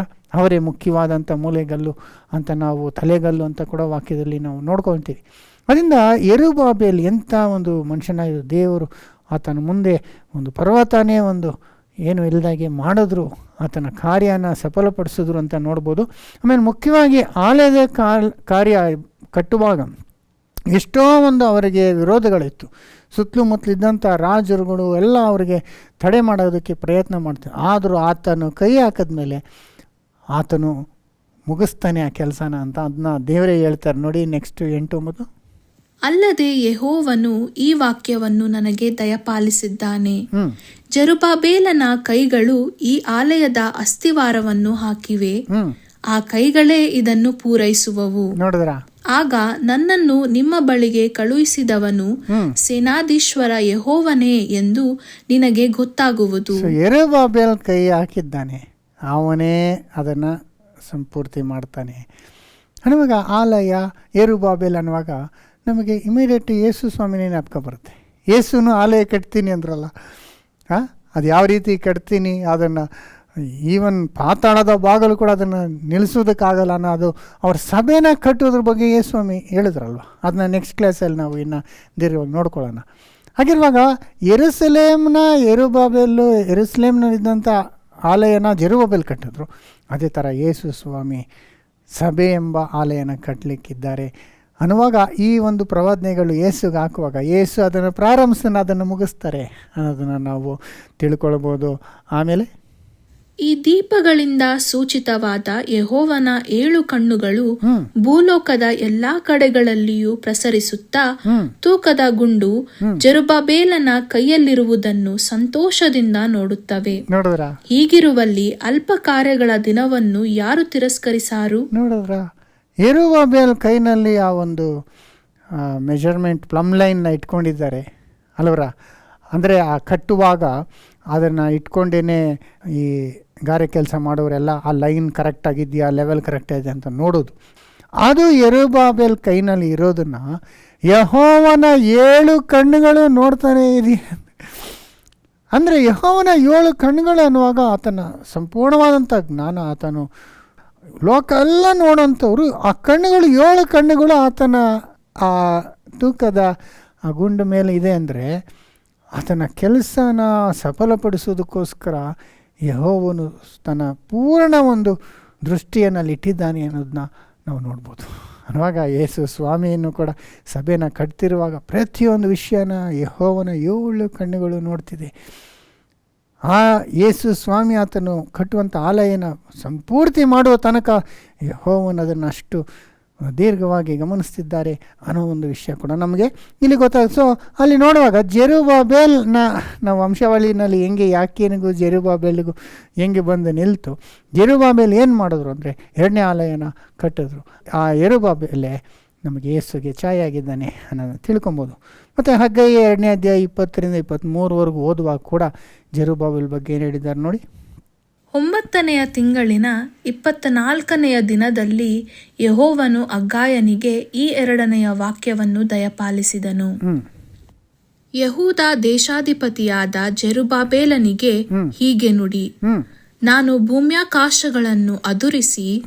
ನೋಡಿದ್ರ, ಏನು ಯೆರೂಸಲೇಮ್ ಇರುವಂತ ಗವರ್ನರ್ ಏನು ಹೇಳ್ತಾರೆ ನೋಡಿ. ಯೆಹೂದ ದೇಶಾಧಿಪತಿಯಾದ ಜೆರುಬ್ಬಾಬೆಲನಿಗೆ, ದೇಶಾಧಿಪತಿ ಅಂತ ಹೇಳ್ತಾರೆ, ಆತನಿಗೆ ಈ ಥರ ಹೇಳಿ ಅಂತ ಏನು ಹೇಳ್ತಾರೆ. ಹೀಗೆ ನುಡಿ, ನಾನು ಭೂಮ್ಯಾಕಾಶಗಳನ್ನು ಅದುರಿಸಿ ರಾಜ್ಯಗಳ ಸಿಂಹಾಸನವನ್ನು ಕೆಡವಿ ಜನಾಂಗಗಳ ಸಂಸ್ಥಾನ ಬಲವನ್ನು ಧ್ವಂಸ ಮಾಡಿ ರಥಗಳನ್ನು ರಥಾರೂಢರನ್ನು ದೊಬ್ಬಿ ಬಿಡುವೆನು. ಕುದುರೆಗಳು ರಾಹುತರು ಬಿದ್ದು ಹೋಗುವರು, ಪ್ರತಿಯೊಬ್ಬನು ತನ್ನ ಕಡೆಯವನ ಕತ್ತಿಯಿಂದ ಹತನಾಗುವನು. ಎಂತ ದೊಡ್ಡ ಯುದ್ಧ ಮಾಡ್ತೀನಿ, ದೇಶಗಳನ್ನೇ ಅದನ್ನ ಕೆಡವಿ ಹಾಕಿ ಆಕಾಶ ಭೂಮಿನ ಶೇಕ್ ಮಾಡ್ತೀನಿ. ನೋಡಿದ್ರ, ಅದನ್ನು ಯಾರಿಗೆ ಹೇಳ್ತಿದ್ದಾರೆ? ಜೆರುಬ್ಬಾಬೆಲ್ಗೆ ಹೇಳು ಅಂತ ಹೇಳ್ತಿದ್ದಾರೆ. ಆಮೇಲೆ ಸೇನಾಧೀಶ್ವರ ಯೆಹೋವನು ಇಂತೆನ್ನುತ್ತಾನೆ, ಶೆಯಲ್ತಿಯೇಲನ ಮಗನು ನನ್ನ ಸೇವಕನೂ ಆದ ಜೆರುಬ್ಬಾಬೆಲನೇ, ಆ ದಿನದಲ್ಲಿ ನಾನು ನಿನ್ನನ್ನು ತೆಗೆದುಕೊಂಡು ಮುದ್ರೆಯುಂಗುರವಾಗಿ ಮಾಡಿಕೊಳ್ಳುವೆನು. ಇದಕ್ಕೆ ನಿನ್ನನ್ನು ಆರಿಸಿಕೊಂಡಿದ್ದೇನೆ. ಇದು ಸೇನಾಧೀಶ್ವರ ಯೆಹೋವನ ನುಡಿ. ಜಿನಿಯಾಲಜಿಲಿ ನೋಡೋದ್ವಲ್ಲ, ವಂಶಾವಳಿಯಲ್ಲಿ ಶೇಲ್ಯಾತಿಯೇಲನ ಮಗನಾದ ಜೆರುಬ್ಬಾಬೆಲನ ನನ್ನ ಮುದ್ರೆ ಉಂಗುರವಾಗಿ ಮಾಡ್ಕೊಳ್ತೀನಿ ಅಂತ ಹೇಳ್ಬಿಟ್ರು. ಅನ್ನುವಾಗ ಇದು ಯಾವ ಯೆರುಬ್ಬಾಬೆಲ್ ಬಗ್ಗೆ ಹೇಳ್ತಿದ್ದಾರೆ? ಆಗ ಇದ್ದು ಕಟ್ಟಿದಂಥ ಎರಡನೇ ಆಲಯನೂ ತಿರ್ಗಾ ಕೆಡವೋಯ್ತು. ಅದ್ರ ಬಗ್ಗೆ ಆ ಯೆರುಬ್ಬಾಬೆಲ ಇಲ್ಲ, ಶಾಶ್ವತವಾಗಿರುವಂಥ ಒಂದು ಆಲಯ ಕಟ್ಟುವಂಥ ಯೇಸು ಬಗ್ಗೆ ಹೇಳಿದ್ದಾರೆ. ಅಂದರೆ ಯೆರುಬ್ಬಾಬೆಲ್ನಲ್ಲಿ ಒಂದು ಸಾದೃಶ್ಯವಾಗಿ ಇಟ್ಕೊಂಡು ಬರಬೇಕಾದಂಥ ನಿಜವಾದಂಥ ಯೆರುಬ್ಬಾಬೆಲ್ ಅಂದರೆ ಯೇಸು ಸ್ವಾಮಿ ಬಗ್ಗೆ ಹೇಳಿರುವಂಥ ಪ್ರವಾದನೆ ವಚನಗಳು, ಆತನ ಒಂದು ಮುದ್ರೆ ಉಂಗುರವಾಗಿ ಮಾಡಿಟ್ಟುಕೊಂಡು ಆತನ ಕಾರ್ಯವನ್ನೆಲ್ಲ ಸಫಲ ಮಾಡ್ತೀನಿ ಅಂತ ಯೆಹೋವನು ಹೇಳಿದಂಥ ಮಾತನ್ನ ನಾವು ಇಲ್ಲಿ ನೋಡ್ಬೋದು. ಆಮೇಲೆ ಎಜ್ರಾಲಿ ಕೂಡ ಹೇಳಲ್ಪಟ್ಟಿದೆ 3:1, ತಮ್ಮ ತಮ್ಮ ಪಟ್ಟಣಗಳಲ್ಲಿ ವಾಸಿಸುತ್ತಿದ್ದ ಇಸ್ರಾಯೇಲ್ಯರು 7ನೆಯ ತಿಂಗಳಿನಲ್ಲಿ ಏಕಮನಸ್ಸಿನಿಂದ ಯೆರೂಸಲೇಮಿಗೆ ಕೂಡಿ ಬಂದರು. ಆಗ ದೇವರ ಮನುಷ್ಯನಾದ ಮೋಶೆಯ ಧರ್ಮಶಾಸ್ತ್ರದಲ್ಲಿ ಬರೆದಿರುವ ಪ್ರಕಾರ ಸರ್ವಾಂಗ ಹೋಮಗಳನ್ನು ಸಮರ್ಪಿಸುವುದಕ್ಕಾಗಿ ಯೋಚಾದಾಯಕನ ಮಗನಾದ ಯೇಷೂವನು, ಯಾಜಕರಾದ ಅವನ ಬಂಧುಗಳು, ಶೆಯಲ್ತೀಯೇಲನ ಮಗನಾದ ಜೆರುಬ್ಬಾಬೆಲನು ಅವನ ಬಂಧುಗಳು ಇಸ್ರಾಯೇಲ್ ದೇವರ ಯಜ್ಞವೇದಿಯನ್ನು ತಿರುಗಿ ಕಟ್ಟುವುದಕ್ಕೆ ಪ್ರಾರಂಭಿಸಿದರು. ನೋಡಿದ್ರ, ಯೆರುಬ್ಬಾಬೆಲ್ ಯಾವ ರೀತಿ ಆಲಯ ಕಟ್ಟುವಂಥ ಒಂದು ಕಾರ್ಯದಲ್ಲಿ ಅವರು ಮುಂದೆ ನಿಂತಿದ್ದರು ಅನ್ನೋದನ್ನ ಎಜ್ರಾ 3ನೇ ಅಧ್ಯಾಯ 1-2 ನಾವು ನೋಡ್ಬೋದು. ತಮ್ಮ ತಮ್ಮ ಪಟ್ಟಣಗಳಲ್ಲಿ ವಾಸಿಸುತ್ತಿದ್ದ ಇಸ್ರಾಯೇಲ್ಯರು 7ನೆಯ ತಿಂಗಳಿನಲ್ಲಿ ಏಕಮನಸ್ಸಿನಿಂದ ಯೆರೂಸಲೇಮಿಗೆ ಕೂಡಿ ಬಂದರು. ಆಗ ದೇವರ ಮನುಷ್ಯನಾದ ಮೋಶೆಯ ಧರ್ಮಶಾಸ್ತ್ರದಲ್ಲಿ ಬರೆದಿರುವ ಪ್ರಕಾರ ಸರ್ವಾಂಗ ಹೋಮಗಳನ್ನು ಸಮರ್ಪಿಸುವುದಕ್ಕಾಗಿ ಯೋಚಾದಾಯಕನ ಮಗನಾದ ಯೇಷೂವನು, ಯಾಜಕರಾದ ಅವನ ಬಂಧುಗಳು, ಶೆಯಲ್ತೀಯೇಲನ ಮಗನಾದ ಜೆರುಬ್ಬಾಬೆಲನು ಅವನ ಬಂಧುಗಳು ಇಸ್ರಾಯೇಲ್ ದೇವರ ಯಜ್ಞವೇದಿಯನ್ನು ತಿರುಗಿ ಕಟ್ಟುವುದಕ್ಕೆ ಪ್ರಾರಂಭಿಸಿದರು. ನೋಡಿದ್ರ, ಇದನ್ನ ಸೆರೆಯಿಂದ ವಾಪಸ್ ಬಂದಾಗ ಯಾವ ರೀತಿ ಶೆಯಲ್ತೀಯೇಲ್ ಮಗನಾದಂಥ ಯೆರುಬ್ಬಾಬೆಲ್ ಆ ಒಂದು ಆಲಯ ಕಟ್ಟುವ ಆ ಒಂದು ಕಾರ್ಯದಲ್ಲಿದ್ದರು ಅನ್ನೋದನ್ನ ನಾವು ನೋಡ್ಕೊಬೋದು. ಸೊ ಇದೆಲ್ಲ ನಾವು ಯಾಕೀನ್ ಬಗ್ಗೆ ನೋಡಿದ್ವಿ. ಯಾಕೀನು ಯಾವ ರೀತಿ ಅವನು 21ನೇ ವರ್ಗದಲ್ಲಿ ಆಯ್ಕೆ ಆಗಿದ್ದನು. ಆ 21ನ್ನು ಇಟ್ಕೊಂಡು ನಾವು ಯೇಸು ವಂಶಾವಳಿಯಲ್ಲಿ ನೋಡುವಾಗ ಅಮೀನಾದಾಬ್ ಮಗಳಾದಂಥ ಎಲೀಷಾ ಬಗ್ಗೆ, ಅವರಿಂದ ಬಂದಂಥ ಆ ಒಂದು ವಂಶದಲ್ಲಿ ಬಂದಂಥ ಯಾಕೀನಿಗೆ ಅಲ್ಲಿ 21 ನಾವು ಎಣಿಸ್ಕೊಂಡು ಬರುವಾಗ ಯೆರುಬ್ಬಾಬೆಲಿಗೆ ಬಂದು ನಿಂತು 2 ವಂಶಾವಳಿಲ್ಲ ಕೂಡ ಆ ಯೆರುಬ್ಬಾಬೆಲ್ ಯೇಸುಗೆ ಸದೃಶನಾಗಿದ್ದ ಅನ್ನೋದನ್ನ ನಾವು ತಿಳ್ಕೊಂಡ್ವಿ. ಅದರಿಂದ ಆ ಒಂದು ಸ್ತಂಭ ಅಲ್ವರ, ಯಾಕೀನ್ ಅನ್ನೋ ಒಂದು ಸ್ತಂಭದಲ್ಲಿ ಅದು ಯೇಸು ಬಗ್ಗೆ, ಯೇಸುನ ಅದು ಸೂಚಿಸ್ತದೆ. ಅದಕ್ಕೇನೆ ಯಾಕೀನ್ ಅಂತ ಅಲ್ಲಿ ಹೆಸರಿಟ್ಟರು ಅನ್ನೋದನ್ನ ನಾವು ಇಲ್ಲಿ ತಿಳ್ಕೊಬೋದು. ಎರಡನೇದಾಗಿ ಬೋವಾಸ್ ಬಗ್ಗೆ ನಾವು ನೋಡುವಾಗ, ಬೋವಾಸ್ ಬಗ್ಗೆ ನಾವು ಹೆಚ್ಚಿನ ವಿವರ ಕೊಡೋದು ಬೇಕಿಲ್ಲ. ಯಾಕಂದರೆ ಬೋವಾಸು ನಮ್ಮೆಲ್ಲರಿಗೂ ಗೊತ್ತಿರುವಂಥ ಒಂದು ವ್ಯಕ್ತಿ. ಬೋವಾಸ್ ಬಗ್ಗೆ ನಾವು ಎಲ್ಲಿ ನೋಡ್ತೀವಿ ಅಂದರೆ ರೂತನ ಒಂದು ಪುಸ್ತಕದಲ್ಲಿ ನಾವು ನೋಡ್ತೀವಿ. ಆ ರೂತನ ಕಥೆಯಲ್ಲಿ ನಹೋಮಿ ಅನ್ನೋವಳು ಗಂಡನೊಂದಿಗೆ 2 ಮಕ್ಕಳೊಂದಿಗೆ ಅನ್ಯ ದೇಶದಲ್ಲಿ ಮೋವಾಬರಿಗೆ ಮಧ್ಯದಲ್ಲಿ ಇರೋದಕ್ಕೆ ಹೋಗ್ತಾರೆ. ಬೆತ್ಲೇಮಿಂದ ಅಲ್ಲಿಗೆ ಹೋಗ್ತಾರೆ. ಆದರೆ ಅಲ್ಲಿ ನಾವು ನೋಡುವಾಗ ಅವರಿಗೆ ಬರಗಾಲ ಬರ್ತದೆ, ಕಷ್ಟಕಾಲ, ಗಂಡ ಸತ್ತೋಗ್ತಾನೆ, ಅವರಿಬ್ಬರ ಗಂಡು ಮಕ್ಕಳು ಸತ್ತೋಗ್ತಾರೆ. ಆಗ 2 ಹೆಣ್ಮಕ್ಳು ರೂತು ಮತ್ತು ಓರ್ಪನ ನೀವು ಹೋಗಿ ಇನ್ನೊಂದು ಮದುವೆ ಮಾಡ್ಕೊಂಡಿರ್ರಿ ಅಂದಾಗ ಓರ್ಪ ಹೋಗ್ಬಿಡ್ತಾಳೆ. ಆದರೆ ರೂತು ನವಮಿ ಜೊತೆಗೆ ಇದ್ದು, ನಾನು ನಿನ್ನ ಜೊತೆಗೆ ಬರ್ತೀನಿ, ನಿನ್ನ ಪ್ರಜೆನೇ ನನ್ನ ಪ್ರಜೆ, ನಿನ್ನ ದೇವರೇ ನನ್ನ ದೇವರು ಅಂದ್ಕೊಂಡು ನವಮಿ ಜೊತೆ ವಾಪಸ್ ಬರ್ತಾರೆ. ಆಗ ಅವರಿಗೆ ಏನೂ ಇರೋದಿಲ್ಲ, ಅವರ ಆಸ್ತಿ ಇಲ್ಲ, ಅವರಿಗೆ ಒಂದು ಆದಾಯ ಇಲ್ಲ. ಆಗ ಅವರು ಆ ಒಂದು ಬೆತ್ಲೇಮಲ್ಲಿ ಇರುವಂಥ ಸಂದರ್ಭದಲ್ಲಿ ಆಗ ಅವರು ಕುಯ್ಯುವ ಸಮಯ ಬರ್ತದೆ. ಆಗ ಆ ಒಂದು ಹೊಲದಲ್ಲಿ ಕುಯ್ಯುವ ಸಂದರ್ಭದಲ್ಲಿ ಅದನ್ನು ದೇವರು ಅವರಿಗೆ ಹೇಳಿದರು, ಇಸ್ರಾಯೇಲ್ ಜನಗಳಿಗೆ, ನೀವು ಕುಯ್ಯುವಾಗ ಅದು ಕೆಲವು ಕೆಳಗೆ ಬಿದ್ದೋಗುತ್ತಲ್ಲ, ಅದನ್ನೆಲ್ಲ ಆರಿಸ್ಕೊಳ್ಬಾರ್ದು, ಅದು ಬಡವರಿಗೆ ಮತ್ತು ದಿಕ್ಕಿಲ್ಲದವರಿಗೆ ಅನ್ಯರಿಗೆ ಬಿಟ್ಬಿಡ್ಬೇಕು, ಅವ್ರು ಬಡವರು ಬಂದು ಅದನ್ನು ತಗೊಳ್ಳಿ. ಮತ್ತು ಅದನ್ನು ಕೊಯ್ಯುವಾಗ ಮೂಲೆಗಳಲ್ಲಿ ಎಲ್ಲ ನೀಟಾಗಿ ಕಂಪ್ಲೀಟಾಗಿ ಸಂಪೂರ್ಣ ನೀವು ಕುಯ್ಯಬಾರ್ದು. ಕೆಲವೊಂದು ದವಸಗಳನ್ನ ಧಾನ್ಯಗಳನ್ನ ಸುಮ್ಮನೆ ಬಿಟ್ಬಿಡಿ, ಅದು ಅನ್ಯರು ಉಪಯೋಗಿಸ್ಕೊಳ್ಳಿ ಅಂತೆಲ್ಲ, ಈ ಥರ ನೀವು ಒಳ್ಳೆ ಮನಸ್ಸುಳ್ಳವರಾಗಿ ಇರಬೇಕಂತ. ಆಗ ರೂತು ಹೋಗಿ ಅಲ್ಲಿ ಒಬ್ಬನ ಒಂದು ಹೊಲದಲ್ಲಿ ಆರಿಸ್ಕೊಂಡು ಬರೋದಕ್ಕೆ ಹೋಗ್ತಾಳಲ್ಲ, ಆಗ ಅದು ಯಾರು ಅದು ಅಂತ ಕೇಳುವಾಗ ಅವಳು ಹೇಳುವಂಥ ಮಾತು ಅಲ್ಲವರ, ಇದನ್ನು ನಾವು ಲೂತನ ಕಥೆಯಲ್ಲಿ ನೋಡ್ಬೋದು. 7ನೇ ಅಧ್ಯಾಯ 20ನೇ ವಚನ ಓದಿ ನೋಡೋಣ. ಆಗ ನೆವೋಮಿಯು, ಸತ್ತವರಿಗೂ ಬದುಕುವವರಿಗೂ ಬಿಡದೆ ದಯೆ ತೋರಿಸುತ್ತಿರುವ ಇವನು ಯೆಹೋವನಿಂದ ಆಶೀರ್ವಾದ ಹೊಂದಲಿ ಎಂದು ಹೇಳಿ, ಆ ಮನುಷ್ಯನು ತಮ್ಮ ಸಂಬಂಧಿಕನೆಂದು ಸಮೀಪ ಬಂಧುಗಳಲ್ಲೊಬ್ಬನೆಂದು ರೂತಳಿಗೆ ತಿಳಿಸಿದಳು. ರೂತ್ ಹೇಳ್ತಾಳೆ, ಬೋವಾಜನ ಒಂದು ಮನುಷ್ಯನ ಬಗ್ಗೆ ಹತ್ರ ಅವನ ಹೊಲದಲ್ಲಿ ಹೋಗಿದ್ದೆ ಅಂದರೆ ಅವನು ನಮಗೆ ಸಮೀಪವಾದಂಥ ಬಂಧು, ಅದರಿಂದ ದೇವರು ನಮ್ಮನ್ನು ಆತನಿಗೆ ಕಳಿಸಿದ್ದಾನೆ. ಸೊ ಬೋವಾಜ್ ಒಂದು ಬಂಧುವಾಗಿದ್ದರು, ಸಮೀಪವಾದಂಥ ಬಂಧು. ಸೊ ಅದ್ರ ಬಗ್ಗೆ ನಮಗೆಲ್ಲ ಕತೆ ಗೊತ್ತಿದೆ. ಆ ಬೋವಾಜ್ ಕನಿಕರಿಸ್ತಾರೆ ರೂತ್ನ, ಏನೂ ಇಲ್ದಿರ ಅಂತ ಆ ಒಂದು ಅನ್ಯ ಸ್ತ್ರೀ ಮತ್ತು ಗಂಡ ಸತ್ತಂಥ ಒಂದು ವಿಧವೆಯ ಮೇಲೆ ಕನಿಕರ ತೋರಿಸಿ ಅವಳಿಗೆ ಒಂದು ಬೇಕಂತ ಕೆಲವು ಧಾನ್ಯಗಳನ್ನ ಅಲ್ಲಿ ಚೆಲ್ಲುವಂಥದ್ದು, ಆಕೆ ಆರಿಸ್ಕೊಳ್ಳೋದಕ್ಕೆ ಬಿಡುವಂಥದ್ದು, ಮತ್ತು ಇದೆಲ್ಲ ಮಾಡ್ತಾರೆ. ಆಮೇಲೆ ಒಂದು ದಿವಸ ಬರುತ್ತೆ, ಅದು ಒಂದು ಸಂಪೂರ್ಣವಾಗಿ ಎಲ್ಲ ಒಂದು ಧಾನ್ಯಗಳನ್ನೆಲ್ಲ ಒಂದು ಕಡೆ ಹಾಕಿ ಆ ರಾತ್ರಿಯಲ್ಲಿ ಮಲಗಿರುವಾಗ ಆಗ ರೂತ್ ಹೋಗಿ ಅವನಿಗೆ ತಾನು ಯಾರು ಅಂತ ಹೇಳ್ಕೊಳ್ತಾಳೆ. ಆಗ ಬೋವಾಸು, ನಿನ್ನನ್ನು ನಾನು ಕಾಪಾಡ್ತೇನೆ, ಸಂರಕ್ಷಿಸ್ತಾನೆ ಅಂತ ಆತನು ರೂತನ್ನ ಕಾಪಾಡುವಂಥದ್ದು. ಸೊ ವಿಶೇಷವಾಗಿ ಅಲ್ಲಿ ಬೋವಾಸು ಬಗ್ಗೆ ನಾವು ನೋಡುವಾಗ ಬೋವಾಸ್ಗೂ ಯೇಸುಗೂ ಏನು ಕನೆಕ್ಷನ್ ಅನ್ನುವಾಗ ಭಾಳ ಸಿಂಪಲ್ಲಾಗಿ, ಮೊದಲನೇದಾಗಿ ಬೋವಾಸು ಬೆತ್ಲೆಹೇಮಲ್ಲಿ ಇದ್ದರು, ಯೇಸು ಬೆತ್ಲೆಹೇಮಲ್ಲೇ ಹುಟ್ಟಿದ್ದು ಅಲ್ವಾ. ಮತ್ತು ಬೋವಾಸು ರೂತನ್ನು ಕನಿಕರಿಸಿ ಆಕೆನ ವಿಮೋಚಿಸಿದಂಗೆ ಯೇಸು ಸಭೆನ ವಿಮೋಚಿಸ್ತಾರೆ. ಸಭೆ ಕೂಡ ಅನ್ಯರು, ಮುಕ್ಕಾಲು ವಾಸಿ ಅನ್ಯ ಜನಗಳು. ನಾವು ಅನ್ಯರಾಗಿದ್ದಂಥ ಪಾಪಿಗಳನ್ನ ಪ್ರೀತಿಸಿ ಬೋವಾಸು ಯಾವ ರೀತಿ ನಮ್ಮನ್ನು ರಕ್ಷಿಸಿದ್ರು ಅನ್ನೋದು ಆ ಒಂದು ಕಥೆಯಲ್ಲಿ ಬೋವಾಸು ಯೇಸು ಸ್ವಾಮಿಗೆ ಅದು ಸದೃಶ್ಯ ಅಂತ ನಮಗೆ ಚೆನ್ನಾಗಿ ಗೊತ್ತಾಗ್ತದೆ ಅಲ್ವರ. ಅದನ್ನು ಬೋವಾಸ್ ಏನು ಮಾಡ್ತಾರೆ, ಅವರು ಹೋಗಿ ಸುಮ್ಮನೆ ರೂತನ ಅವರು ಲಗ್ನ ಆಗೋದಕ್ಕಾಗೋದಿಲ್ಲ, ಅವರ ಆಸ್ತಿಗಳನ್ನೆಲ್ಲ ಬಿಡಿಸ್ಕೊಳ್ಬೇಕಾಗಿರ್ತದೆ. ಆಗ ರೂತಿಗೆ ಇನ್ನೂ ಹತ್ತಿರ ಸಂಬಂಧಿ, ಬೋವಾಸ್ಗಿನ್ನ ಹತ್ತಿರ ಸಂಬಂಧಿ ಇನ್ನೊಬ್ಬ ಇರ್ತಾನೆ, ಅವನ ಹತ್ರ ಹೋಗಿ ಮಾತಾಡ್ತಾರೆ.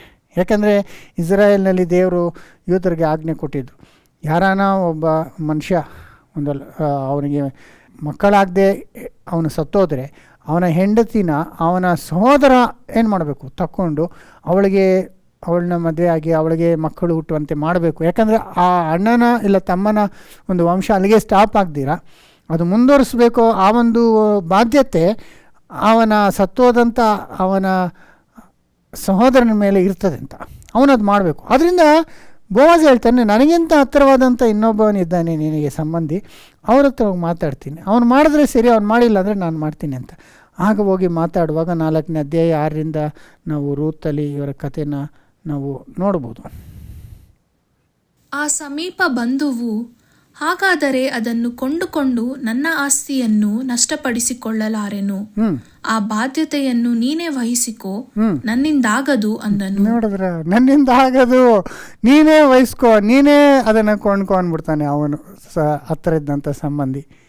ಯಾವುದಾದರೊಂದು ವಸ್ತುವನ್ನು ತೆಗೆದುಕೊಳ್ಳುವಾಗಲೂ ಕೊಡುವಾಗಲೂ ಮಾತನ್ನು ದೃಢಪಡಿಸುವುದಕ್ಕೋಸ್ಕರ ಇಸ್ರಾಯೇಲ್ಯರಲ್ಲಿ ಪೂರ್ವಕಾಲದಿಂದಿದ್ದ ಪದ್ಧತಿ ಯಾವುದೆಂದರೆ, ಕೊಡುವವನು ತೆಗೆದುಕೊಳ್ಳುವವನಿಗೆ ತನ್ನ ಕೆರವನ್ನು ಕೊಡುವನು. ಇದರಿಂದ ಮಾತು ದೃಢವಾಯಿತೆಂದು ಇಸ್ರಾಯೇಲ್ಯರು ತಿಳಿದುಕೊಳ್ಳುವರು. ನೋಡಿದ್ರೆ, ಆಗ ಅವನು ಮಾಡೋಕ್ಕಾಗಲ್ಲ, ನನಗೆ ನೀನೇ ಮಾಡು ಅನ್ನೋದು ಅವನ ಜವಾಬ್ದಾರಿ ಮಾಡದಿರುವಾಗ ಅವನ ಚಪ್ಪಲಿ ತೆಗೆದು ಅವನಿಗೆ ಕೊಡಬೇಕು. ನೀನು ಈ ಒಂದು ಕೆಲಸ ಕೂಡ ಮಾಡೋಕ್ಕಾಗಲ್ಲ ಅಂತ ಚಪ್ಪಲಿ ಕೊಡ್ತಾನಂದರೆ ಚಪ್ಪಲಿಲಿ ಹೊಡಿತಾರೋ ಏನೋ ಗೊತ್ತಿಲ್ಲ, ಹೊಡೆದು ಮುಖದ ಮೇಲೆ ಉಗಿತಾನೆ. ನೀನು ಮಾಡಬೇಕಾದಂಥ ನೀನು ಸ್ವಂತ ಕುಟುಂಬಕ್ಕೆ ನೀನು ಈ ಒಂದು ಕೆಲಸ ಮಾಡಲಿಲ್ಲ, ನೀನು ಆಗಲ್ಲ ಅಂತ ಹೇಳ್ತಿದ್ಯಾ ಅಂತ. ನೋಡಿದ್ರ, ಸ್ವಂತ ಕುಟುಂಬಸ್ಥರನ್ನು ನೋಡಿಕೊಳ್ಳದವನು ಅವಿಶ್ವಾಸಿಗಿಂತ ಕಡೆ ಅಂತ ಹೊಸ ಒಡಂಬಡಿಕೆಯಲ್ಲಿ ಪೌಲ್ ಕೂಡ ಹೇಳ್ತಾರಲ್ಲ, ಆ ಒಂದು ರೀತಿಯಲ್ಲಿ ಆ ಚಪ್ಪಲಿ ತಗೊಂಡು ಮುಖದ ಮೇಲೆ ಉಗಿಯೋನು. ಅದನ್ನು ನಾವು ದ್ವಿತೀಯೋಪದೇಶ ಕಾಂಡ 25ನೇ ಅಧ್ಯಾಯ 7ರಿಂದ 10ವರೆಗೂ ಓದುವಾಗ ಅಲ್ಲಿ ಧರ್ಮಶಾಸ್ತ್ರದಲ್ಲಿದೆ, ಇಲ್ಲಿ ಚಪ್ಪಲಿ ಮಾತ್ರ ಇಸ್ಕೊಂಡಂತಿದೆ, ಅದನ್ನು ನಾವು ಅರ್ಥ ಮಾಡ್ಕೋಬೇಕು. ಸೊ ಆ ರೀತಿ ಅವನು ಯಾರು ಅವನ ರಕ್ಷಣೆ ಮಾಡಬೇಕಾಗಿತ್ತೋ ಅವನು ಮಾಡಲ್ಲ ಅಂತಂದಾಗ ಬೋವಾಸು ನೋಡಿ, ಅವನಿಗೆ ಅದು ಬಾಧ್ಯತೆ ಇಲ್ಲ, ಮಾಡಬೇಕನ್ನೋ ಒಂದು ಅಗತ್ಯ ಇಲ್ಲ, ಆದರೂ ಹೋಗಿ ಅವನು ಅವರ ನೆಲನೆಲ್ಲ ಕೊಂಡ್ಕೊತಾನೆ. ದುಡ್ಡು ಕೊಟ್ಟು ಇವನ ಹಣ ಕೊಟ್ಟು ಅವ್ರಿಗೆ ಅವ್ರ ಪ್ರಾಪರ್ಟಿನೆಲ್ಲ ಅವನು ರಿಡೀಮ್ ಮಾಡಿ ಮತ್ತು ರೂತುಗನ್ನು ಕೂಡ ಕ್ರಯ ಕೊಟ್ಟು ಕೊಂಡುಕೊಳ್ತಾನೆ. ಇದನ್ನು ಎಷ್ಟು ಕ್ಲಿಯರಾಗಿ ನಾವು ಇಲ್ಲಿ ನೋಡ್ಬೋದು. ಆ ವಚನನಲ್ಲಿ ಓದಿ ಇನ್ನೊಂದ್ಸತಿ. ಆ ಸಮೀಪ ಬಂಧುವು, ಹಾಗಾದರೆ ಅದನ್ನು ಕೊಂಡುಕೊಂಡು ನನ್ನ ಆಸ್ತಿಯನ್ನು ನಷ್ಟಪಡಿಸಿಕೊಳ್ಳಲಾರೆನು. ಆ ಬಾಧ್ಯತೆಯನ್ನು ನೀನೇ ವಹಿಸಿಕೋ, ನನ್ನಿಂದಾಗದು ಅಂದನು. ನೋಡಿದ್ರ, ಆ ಬಾಧ್ಯತೆ ಇವನು ಮಾಡಕ್ ಹೋದ್ರೆ ಇವನಿಗೆ ನಷ್ಟ ಆಗತ್ತೆ ಅನ್ನೋದನ್ನ ಯೋಚನೆ ಮಾಡ್ತಾನೆ.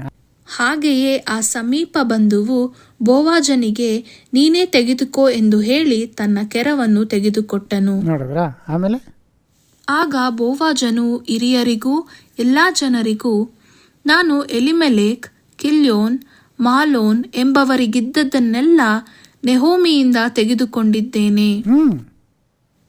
ಹೊಲದ ಖಾತೆಯು ಸತ್ತು ಹೋದ ಮಹಲೋನನ ಹೆಸರಿನಲ್ಲೇ ನಿಂತು ಅವನ ಬಂಧುಗಳಲ್ಲಿಯೂ ಊರಲ್ಲಿಯೂ ಅವನ ಸಂತಾನವು ಉಳಿಯುವಂತೆ ಮೋವಾಬ್ಯಳೂ ಅವನ ಹೆಂಡತಿಯೂ ಆದ ರೂತಳನ್ನು ಹೆಂಡತಿಯನ್ನಾಗಿ ತೆಗೆದುಕೊಂಡಿದ್ದೇನೆ. ಇದೆಲ್ಲ ಕ್ರಯಕ್ಕೆ, ಅವನ ಆಸ್ತಿ ಮತ್ತು ಅವನ ಹೆಂಡತಿನ ಕೂಡ ಕ್ರಯಕ್ಕೆ. ಯಾಕಂದರೆ ಅವ್ರು ಸತ್ತೋದ್ರಲ್ಲ, ಇವಳಿಗೆ ಇವಾಗ ದಿಕ್ಕು ದಸೆ ಇಲ್ವಲ್ಲ. ಆಗ ಬೋವಾಜ್ ಎಷ್ಟು ದೊಡ್ಡ ಕೆಲಸ ಮಾಡ್ತಾರೆ ನೋಡಿ.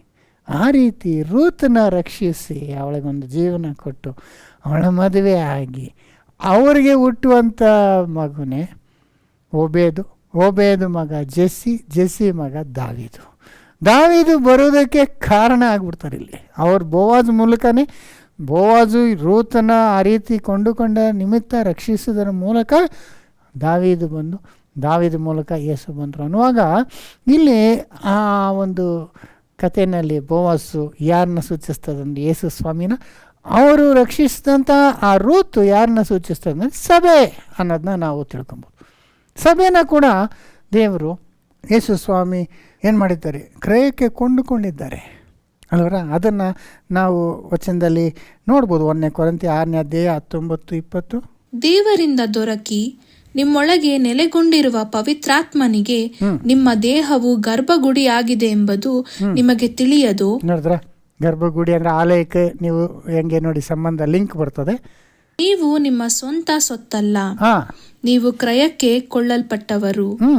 ಆದ ಕಾರಣ ನಿಮ್ಮ ದೇಹದಲ್ಲಿ ದೇವರ ಪ್ರಭಾವವನ್ನು ಪ್ರಕಾಶಪಡಿಸಿರಿ. ನೀವು ಕ್ರಯಕ್ಕೆ ಕೊಳ್ಳಲ್ಪಟ್ಟವರು, ನೀವು ಸ್ವಂತವಲ್ಲ. ಅಂದ್ರೆ ರೂತ್ ಈಗ ಯಾರಿಗೆ ಸೇರಿದಂಗೆ, ಬೋವಾಸ್ ಸೇರಿದಂಗೆ. ಯಾಕಂದರೆ ಅವರು ಹಣ ಕೊಟ್ಟು ಅದೆಲ್ಲ ಬಿಡಿಸಿ ಅವಳನ್ನ ಕ್ರಯಕ್ಕೆ ತಕ್ಕೊಂಡಿದ್ದಾರೆ.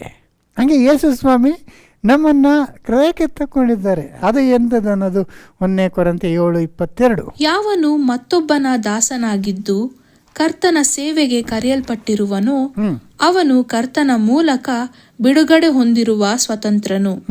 ಅದೇ ಪ್ರಕಾರ ಯಾವನು ಸ್ವತಂತ್ರನಾಗಿದ್ದು ಕರೆಯಲ್ಪಟ್ಟಿರುವನೋ ಅವನು ಕ್ರಿಸ್ತನಿಗೆ ದಾಸನು.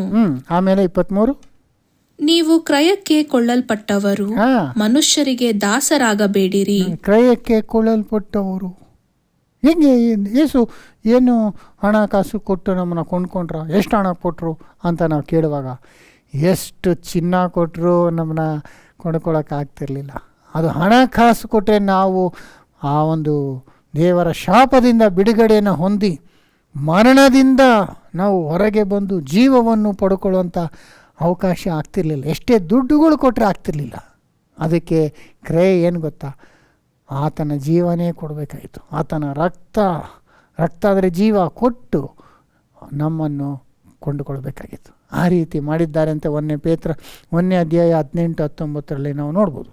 ನಿಮ್ಮ ಹಿರಿಯರು ಕಲಿಸಿಕೊಟ್ಟ ವ್ಯರ್ಥವಾದ ನಡವಳಿಕೆಯಿಂದ ನಿಮಗೆ ಬಿಡುಗಡೆಯಾದದ್ದು ಬೆಳ್ಳಿ ಬಂಗಾರ ಮೊದಲಾದ ನಶಿಸಿ ಹೋಗುವ ವಸ್ತುಗಳಿಂದಲ್ಲ. ಅಲ್ಲಿ ಬೋವಾಜು ಬೆಳ್ಳಿ ಬಂಗಾರ ಎಲ್ಲ ಕೊಟ್ಟರು. ಬೆಳ್ಳಿ ಬಂಗಾರನ ಅವ್ರು ಎಷ್ಟೋ ಕಷ್ಟಾರ್ಜಿತದಿಂದ ಅವರು ಸಂಪಾದಿಸಿದ್ನ ಅವರು ಬಿಟ್ಕೊಟ್ರು ರೂತ್ಗೋಸ್ಕರ. ಆದರೆ ಅದಕ್ಕಿಂತ ವಿಶೇಷವಾಗಿ ಯೇಸು ಏನು ಮಾಡಿದ್ರಂತೆ?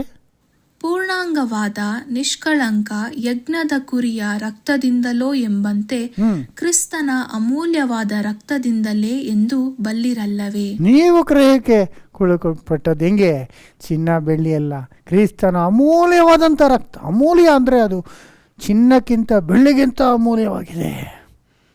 ಅಷ್ಟು ಒಂದು ಬೆಲೆ ಉಳ್ಳವರಾಗಿ ನಮ್ಮನ್ನು ಸ್ವಾಮಿ ನೋಡಿ ಆತನ ರಕ್ತವನ್ನೇ ಸುರಿಸಿ ನಮ್ಮನ್ನು ಕೊಂಡುಕೊಂಡಿದ್ದಾನೆ ಎಂಬುದಾಗಿ ನಾವು ನೋಡ್ಬೋದು ಸೋದರ ಸೋದರಿ. ಅದರಿಂದ ಇಲ್ಲಿ ನೋಡುವಾಗ ಆ ಬೋವಾಜ್ ಅನ್ನುವಾಗ ನಾವು ಬೋವಾಜ್ನಲ್ಲಿ ಯಾರು ನೋಡ್ತೀವಿ? ರೂತ್ನನ್ನೇ ನೋಡ್ತೀವಿ. ಇವಾಗ ಬೋವಾಜ್ ಕಥೆ ಎಲ್ಲಿದೆ ಅಂದರೆ ರೂತನ ಬಗ್ಗೆ ಚರಿತ್ರೆ ಪುಸ್ತಕದಲ್ಲೇ ಇದೆ. ಅದಕ್ಕೆ ಆ ಪುಸ್ತಕಕ್ಕೆ ಹೆಸರು ರೂತ್ ಬಗ್ಗೆ ಅಂತ ಕೊಟ್ಟು ಬುಕ್ ಆಫ್ ರೂತ್ ಅಂತೀವಿ, ಬುಕ್ ಆಫ್ ಬೋವಾಜ್ ಅನ್ನಲ್ಲ. ಯಾಕೆಂದರೆ ಅಲ್ಲಿ ಆಬ್ಜೆಕ್ಟ್ ಮೇನ್ ಫೋಕಸ್ ಯಾರ ಮೇಲೆ ಇದೆ ಅಂದರೆ ರೂತ್ ಮೇಲೆ ಇದೆ. ಬೋವಾಜು ರೂತನ್ನು ಯಾವೊಂದು ಸ್ಥಿತಿಯಿಂದ ರಕ್ಷಿಸಿದ್ರು ಅನ್ನೋದು ರೂತ್ ಬಗ್ಗೆನೇ ಅಲ್ಲಿ ಹೇಳ್ಕೊಂಬರ್ತಾರೆ ಅಲ್ವರ. ಅನ್ನುವಾಗ ರೂತ್ ಅಂದರೆ ಸಭೆಗೆ ಛಾಯೆಯಾಗಿದ್ದಾರೆ. ಅಂದರೆ ಆ ಎರಡನೇ ಸ್ತಂಭ ಬೋವಾಜ್ ಅನ್ನೋ ಸ್ತಂಭ, ಅದು ಆ ಬೋವಾಜು ಯೇಸು ರಕ್ಷಿಸಿದಂಥ ಸಭೆ ಅನ್ನೋದನ್ನು ಕೂಡ ನಾವು ಅನ್ಕೋಬೋದು. ಸೊ ಜಾಕೀನ್ ಅನ್ನೋದು ಯೇಸು ಸ್ವಾಮಿ ಒಂದು ಸ್ತಂಭವಾಗಿದ್ದರೆ, ಆತನ ರಕ್ತದಿಂದ ಕ್ರಯಕ್ಕೆ ಕೊಂಡಲ್ಪಟ್ಟಂಥ ಆ ಎರಡನೇ ಸ್ತಂಭ ಸಭೆ ಅಂತ ಕೂಡ ಹೇಳ್ಬೋದು. ಅರೆ ಸಭೆನ ಇಲ್ಲನ ಒಂದು ಸ್ತಂಭ ಕಂಬಕ್ಕೆ ಹೋಲಿಸಿದ್ದಾರಾ ಅನ್ನುವಾಗ ಹೋಲಿಸಿದ್ದಾರೆ. 1 ತಿಮೋತಿ 3:15 ಆದರೆ ಒಂದು ವೇಳೆ ನಾನು ತಡಮಾಡಿದರೂ ದೇವರ ಮನೆಯಲ್ಲಿ, ಅಂದರೆ ಜೀವಸ್ವರೂಪನಾದ ದೇವರ ಸಭೆಯಲ್ಲಿ ನಡೆದುಕೊಳ್ಳಬೇಕಾದ ರೀತಿಯು ನಿನಗೆ ಗೊತ್ತಾಗಬೇಕೆಂದು ಈ ಸಂಗತಿಗಳನ್ನು ಬರೆದಿದ್ದೇನೆ. ಆ ಸಭೆಯು ಸತ್ಯಕ್ಕೆ ಸ್ತಂಭವೂ ಆಧಾರವೂ ಆಗಿದೆ. ಆ ಸಭೆಯು ಸತ್ಯಕ್ಕೆ ಸ್ತಂಭವೂ ಆಧಾರ. ಸ್ತಂಭ ಅಂದ್ಬಿಟ್ರು, ಸಭೆನೇ ಒಂದು ಸ್ತಂಭ ನೋಡಿದ್ರು. ಯೇಸುನ ಹೆಂಗೆ ಒಂದು ಸ್ತಂಭಕ್ಕೆ ಹೋಲಿಸಿದ್ರು, ಹಾಗೆ ಇವಾಗ ಸಭೆನೂ ಒಂದು ಸ್ತಂಭ ಅಂತ ಹೇಳಿದ್ರು. ಸೊ ಅದನ್ನು ನಾವು ಬೋವಾಜ್ನ ಸಭೆ ಅಂತ ಕೂಡ ಹೇಳ್ಬೋದು, ಯಾಕಿನ್ನ ಯೇಸು ಅಂತ ಹೇಳ್ಬೋದು. ಎರಡು ಒಂದು ಪಿಲ್ಲರ್ ಆಗಿ ದೇವರು ಅವರನ್ನ ಇಟ್ಟಿದ್ದಾರೆ ಅಂತ ಕೂಡ ನಾವು ಹೇಳ್ಬೋದು. ಆದರೆ ಇನ್ನೊಂದು ಕಡೆ ಕೂಡ ಸಭೆನ ಸ್ತಂಭ ಅಂದರೆ, ಸಭೆ ಅನ್ನುವಾಗ ಎಲ್ಲರೂ ಅಲ್ಲ, ಎಲ್ಲ ಕ್ರೈಸ್ತರಲ್ಲ, ಯೇಸು ಸ್ವಾಮಿಯಿಂದ ಕ್ರಯಕ್ಕೆ ಕೊಳ್ಳಲ್ಪಟ್ಟವರು, ಅದಾದ ಮೇಲೆ ಯೇಸು ಸ್ವಾಮಿಯ ರೀತಿಯಲ್ಲಿ ಜೀವಿಸಿರುವಂಥವ್ರು ಅವರು ಮಾತ್ರ. ಯಾಕಂದರೆ ಕರೆಯಲ್ಪಟ್ಟವರು ಅನೇಕರು, ಆರಿಸಿಕೊಳ್ಳಲ್ಪಟ್ಟವರು ಕೆಲವರೇ ಅಂತಾರಲ್ಲ. ನಿಜವಾಗ್ಲೂ ಯೇಸು ಸ್ವಾಮಿಯ ರೀತಿಯಲ್ಲಿ ಜೀವಿಸಿರಬೇಕು, ಆತನು ಹೇಳಿದಾಗೆ ನಡ್ಕೊಂಡಿರೋಂಥವ್ರು. ಅವ್ರಿಗೆ ಬರುವಂಥ ಎಲ್ಲ ಸಮಸ್ಯೆಗಳನ್ನು, ಶೋಧನೆಗಳನ್ನು, ಬಲಹೀನಗಳನ್ನು ಅವರು ಯೇಸುವ ಸಹಾಯದಿಂದ, ದೇವರ ಸಹಾಯದಿಂದ ಜಯಿಸಿರೋಂಥವರು, ಅವರೇ ಆ ಸ್ತಂಭವಾಗಿರ್ತಾರೆ. ಅದನ್ನು ಪ್ರಕಟಣೆ 3:12 ಓದಿ. ಯಾವನು ಜಯ ಹೊಂದುತ್ತಾನೋ ಅವನನ್ನು ನನ್ನ ದೇವರ ಆಲಯದಲ್ಲಿ ಸ್ತಂಭವಾಗಿ ನಿಲ್ಲಿಸುವೆನು. ಅವನು ಇನ್ನು ಮುಂದೆ ಅದರೊಳಗಿಂದ ಹೋಗುವುದೇ ಇಲ್ಲ. ನೋಡಿದ್ರ, ಯಾವನು ಜಯ ಹೊಂದುವನೋ ಅವನನ್ನು ನನ್ನ ತಂದೆಯಾದ ದೇವರ ಆಲಯದಲ್ಲಿ ಸ್ತಂಭವಾಗಿ ನಿಲ್ಲಿಸುವೆನು. ಅದೇ ನೋಡಿ, ಇಲ್ಲಿ ಸ್ತಂಭ ಅಂತ ನಾವು ನೋಡ್ತೀವಲ್ಲ. ಯಾಕೆಂದರೆ ಸ್ತಂಭ ಅಂದರೆ ಇನ್ನು ಹೋಗೋದೇ ಇಲ್ಲ, ಇನ್ನು ಪರ್ಮನೆಂಟ್ ಅಂತ ಅರ್ಥ ಅಲ್ವರ. ಇವಾಗ ಒಂದು ಬಿಲ್ಡಿಂಗ್ಗೆ ಇವಾಗ ಎಷ್ಟೊಂದು ಪಿಲ್ಲರ್ಸ್ ಇರ್ತದೆ. ನಮ್ಮ ಚರ್ಚಲ್ಲೂ ಕೂಡ ಎಷ್ಟೋ ಪಿಲ್ಲರ್ಸ್ ಇದೆ. ಆ ಪಿಲ್ಲರ್ಸ್ಗಳು ಹಾಲ್ಗಳಲ್ಲಿ ಅಲ್ಲಲ್ಲಿ ಇರ್ತದೆ. ನಾವು ಗೋಡೆಗಳನ್ನ ಎಷ್ಟೋ ಡೈರೆಕ್ಷನ್ನು ತಿರುಗಿಸಿದ್ದೀವಿ. ಈ ಗೋಡೆ ಹೊಡೆದಾಕಿ ಆ ಕಡೆ ಕಟ್ಟಿ ಅದನ್ನು ಪಾರ್ಟಿಷನ್ಗಳನ್ನ ಮಾಡ್ಕೊಂಡಿದ್ದೀವಿ. ಆದರೆ ಸ್ತಂಭನ ಮಾತ್ರ ನಾವು ತೆಗೆಯೋಕ್ಕೆ ಆಗೋದಿಲ್ಲ. ಅದಿಲ್ಲ ಅಂದರೆ ಬಿಲ್ಡಿಂಗ್ ಇಲ್ಲ ಅಂದಂಗೆ. ಹಂಗೆ ನನ್ನ ತಂದೆಯಾದ ದೇವರ ಆಲಯದಲ್ಲಿ ಅವನ ಸ್ತಂಭವಾಗಿ ನಿಲ್ಲಿಸ್ತೇನೆ, ಜಯಕೊಳ್ಳುವವನಿಗೆ. ಈ ಒಂದು ಅವಕಾಶ ನಮಗೆ ದೊರಕಿದೆ. ನಮ್ಮ ಪಾಪಗಳನ್ನೆಲ್ಲ ಆತನ ರಕ್ತದಿಂದ ತೊಳೆದು ನಮ್ಮ ಹೊಸ ಸೃಷ್ಟಿ ಮಾಡಿ, ಈಗ ನೀವು ಈ ಹೋರಾಟ ಮಾಡಿರಿ, ನೀತಿಗಾಗಿ ನೀವು ಪಾಪಕ್ಕೆ ವಿರುದ್ಧವಾಗಿ ಹೋರಾಟ ಮಾಡಬೇಕು. ಶೋಧನೆಗಳು ಬರ್ತದೆ, ನಿಮಗೆ ಬಲಹೀನಗಳಿರ್ತಾರೆ, ಸೈತಾನ ನಿಮಗೆ ವಿರೋಧ ಬರ್ತಾನೆ. ಆದರೆ ನೀವು ಜಯ ಹೊಂದುವವನಾದರೆ ನನ್ನ ತಂದೆ ಮನೆಯಲ್ಲಿ ಶಾಶ್ವತವಾಗಿ ಒಂದು ಸ್ತಂಭವಾಗಿ ನಿಮ್ಮನ್ನು ಮಾಡ್ತೀನಿ ಅಂತ ಯೇಸು ಹೇಳಿದ್ರು. ಇನ್ನೊಂದು ಸತಿ ಓದಿ. ಯಾವನು ಜಯ ಹೊಂದುತ್ತಾನೋ ಅವನನ್ನು ನನ್ನ ದೇವರ ಆಲಯದಲ್ಲಿ ಸ್ತಂಭವಾಗಿ ನಿಲ್ಲಿಸುವೆನು. ಅವನು ಇನ್ನು ಮುಂದೆ ಅದರೊಳಗಿಂದ ಹೋಗುವುದೇ ಇಲ್ಲ. ನೋಡಿದ್ರ, ಸೊ ಆದ್ದರಿಂದ ಸಭೆನ ಒಂದು ಸ್ತಂಭವಾಗಿ ಇಟ್ಟಿದ್ದೀನಿ ಅಂದರು. ಅದರಿಂದ ಸಹೋದರ ಸಹೋದರಿ, ಈ ಎರಡು ಸ್ತಂಭಗಳು ಯೇಸು ಸ್ವಾಮಿಗೆ ನಾವು ಹೋಲಿಸ್ಕೊಬೋದು. ಯೇಸು ಸ್ವಾಮಿ ಎರಡು ಕಾಲುಗಳು ಅಂತ ಕೂಡ ಹೇಳ್ಕೊಬೋದು. ಅವರು ನಿಂತಿರುವಂಥ ಕಾಲು, ಯಾಕೆಂದರೆ ಪ್ರಕಟಣೆಯಲ್ಲಿ ಅದನ್ನು ನಾವು ಇನ್ನೊಂದು ವಚನದಲ್ಲಿ ನೋಡ್ಬೋದು. ಈಗ ಇದು ತಾಮ್ರದಲ್ಲಿ ಮಾಡಿತ್ತು ಅಲ್ವಾ, ಬೋವಾಜ್ ಮತ್ತು ಯಾಕೀನನ ಕಂಬಗಳು ಅದು ತಾಮ್ರದಿಂದ, ಅಂದರೆ ತಾಮ್ರ ಥರ ಹೊಳಿತಾ ಇತ್ತು. ಅದೇ ಥರ ನೋಡಿ ಯೇಸುವಿಗೆ ಕಂಪೇರ್ ಮಾಡಿದ್ರೆ ಪ್ರಕಟಣೆ ಕಡೆ ವಚನ ಓದ್ಬಿಡಿ 1:12. ನನ್ನ ಸಂಗಡ ಮಾತಾಡುತ್ತಿದ್ದ ಶಬ್ದವು ಯಾರೆಂದು ನೋಡುವುದಕ್ಕೆ ಹಿಂದಕ್ಕೆ ತಿರುಗಿದೆನು. ತಿರುಗಿದಾಗ 7 ಚಿನ್ನದ ದೀಪಸ್ತಂಭಗಳನ್ನು, ಆ ದೀಪಸ್ತಂಭಗಳ ಮಧ್ಯದಲ್ಲಿ ಮನುಷ್ಯಕುಮಾರನಂತೆ ಇರುವವನನ್ನು ಕಂಡೆನು. ಆತನು ನಿಲುವಂಗಿಯನ್ನು ತೊಟ್ಟು ಚಿನ್ನದ ಪಟ್ಟಿಯನ್ನು ಎದೆಗೆ ಕಟ್ಟಿಕೊಂಡಿದ್ದನು. ನೋಡಿದ್ರ, ಚಿನ್ನದ ಪಟ್ಟಿ ಕಟ್ಟಿಕೊಂಡಿದ್ರು. ಆ 7 ಸ್ತಂಭ ಅಂದ್ರೆ 7 ಸಭೆಗಳ ಮಧ್ಯದಲ್ಲಿ ಯೇಸು ಸ್ವಾಮಿ ಇದ್ದಾರೆ ಅನ್ನೋದು. ಆತನ ತಲೆಯ ಕೂದಲು ಬಿಳಿ ಹುಣ್ಣೆಯಂತೆಯೂ ಹಿಮದಂತೆಯೂ ಬೆಳ್ಳಗಿತ್ತು. ಆತನ ಕಣ್ಣುಗಳು ಬೆಂಕಿಯ ಹುರಿಯಂತೆಯೂ, ಆತನ ಪಾದಗಳು ಕುಲುಮೆಯಲ್ಲಿ ಕಾಯಿಸಿದ ತಾಮ್ರದಂತೆಯೂ, ಆತನ ಧ್ವನಿಯು ಜಲಪ್ರವಾಹದ ಘೋಷದಂತೆಯೂ ಇದ್ದವು. ಆತನ ವಿವರಿಸ್ತಾರೆ, ಆತನ ಕಣ್ಣು ಹೆಂಗಿತ್ತು, ಆತನ ಧ್ವನಿ ಹೆಂಗಿತ್ತು ಎಲ್ಲ ವಿವರಿಸಿ ಕಾಲ್ ಬಗ್ಗೆ ಹೇಳುವಾಗ ಏನು ಹೇಳ್ತಾರೆ ನೋಡಿ. ಆತನ ಪಾದಗಳು ಕುಲುಮೆಯಲ್ಲಿ ಕಾಯಿಸಿದ ತಾಮ್ರದಂತೆಯೂ. ನೋಡಿದ್ರ, ಆತನ ಪಾದಗಳಿಗಿತ್ತು ತಾಮ್ರದಂತೆ, ಕುಲುಮೆಯಲ್ಲಿ ಪರಿಶುದ್ಧ ಮಾಡಿದಂಥ ತಾಮ್ರದಂತೆ. ಸೊ ಅಲ್ಲಿ ತಾಮ್ರದ ಕಂಬಗಳು, ಇಲ್ಲಿ ಆತನ ಪಾದಗಳು ತಾಮ್ರದಲ್ಲಿ ಮಾಡಿತ್ತು ಅನ್ನುವಾಗ ಆ ಸ್ತಂಭಗಳಿಗೂ ಯೇಸುಗೂ ಇರುವಂಥ ಆ ಸಂಬಂಧ, ಆ ಹೋಲಿಕೆಯನ್ನು ನಾವು ನೋಡ್ಬೋದು. ಅದರಿಂದ 2 ಕಂಬಗಳನ್ನುವಾಗ ಯೇಸು ಮತ್ತು ಯೇಸು ರಕ್ಷಿಸಿದಂಥ ಸಭೆ ಇಬ್ಬರನ್ನು ನೋಡ್ಬೋದು. ಇದು ಬಹಳ ಒಂದು ವಿಶೇಷ. ಯಾಕಂದರೆ ಇಬ್ಬರು ಅನ್ನುವಾಗ ಇಡೀ ಲೋಕ ಬಂದಿರೋದೇ ಇಬ್ಬರಿಂದ ಅಲ್ವಾ.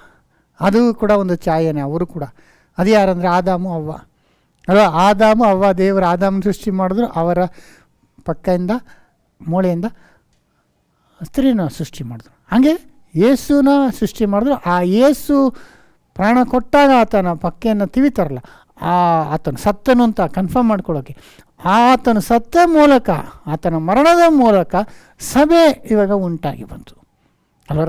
ಅವರ ಮೂಲಕನೇ ಇಡೀ ಲೋಕ ದೇವರ ಬಳಿಗೆ, ದೇವರ ರಾಜ್ಯದಲ್ಲಿ ಬರುವಂಥ ಆಲಯವಾಗಿರ್ತದೆ. ಅದರಿಂದ ಇಡೀ ಲೋಕ ದೇವರ ಹತ್ರ ಬರಬೇಕಂದ್ರೆ ಅವರು ಯಾವುದನ್ನು ದಾಟ್ಕೊಂಡೇ ಬರಬೇಕು.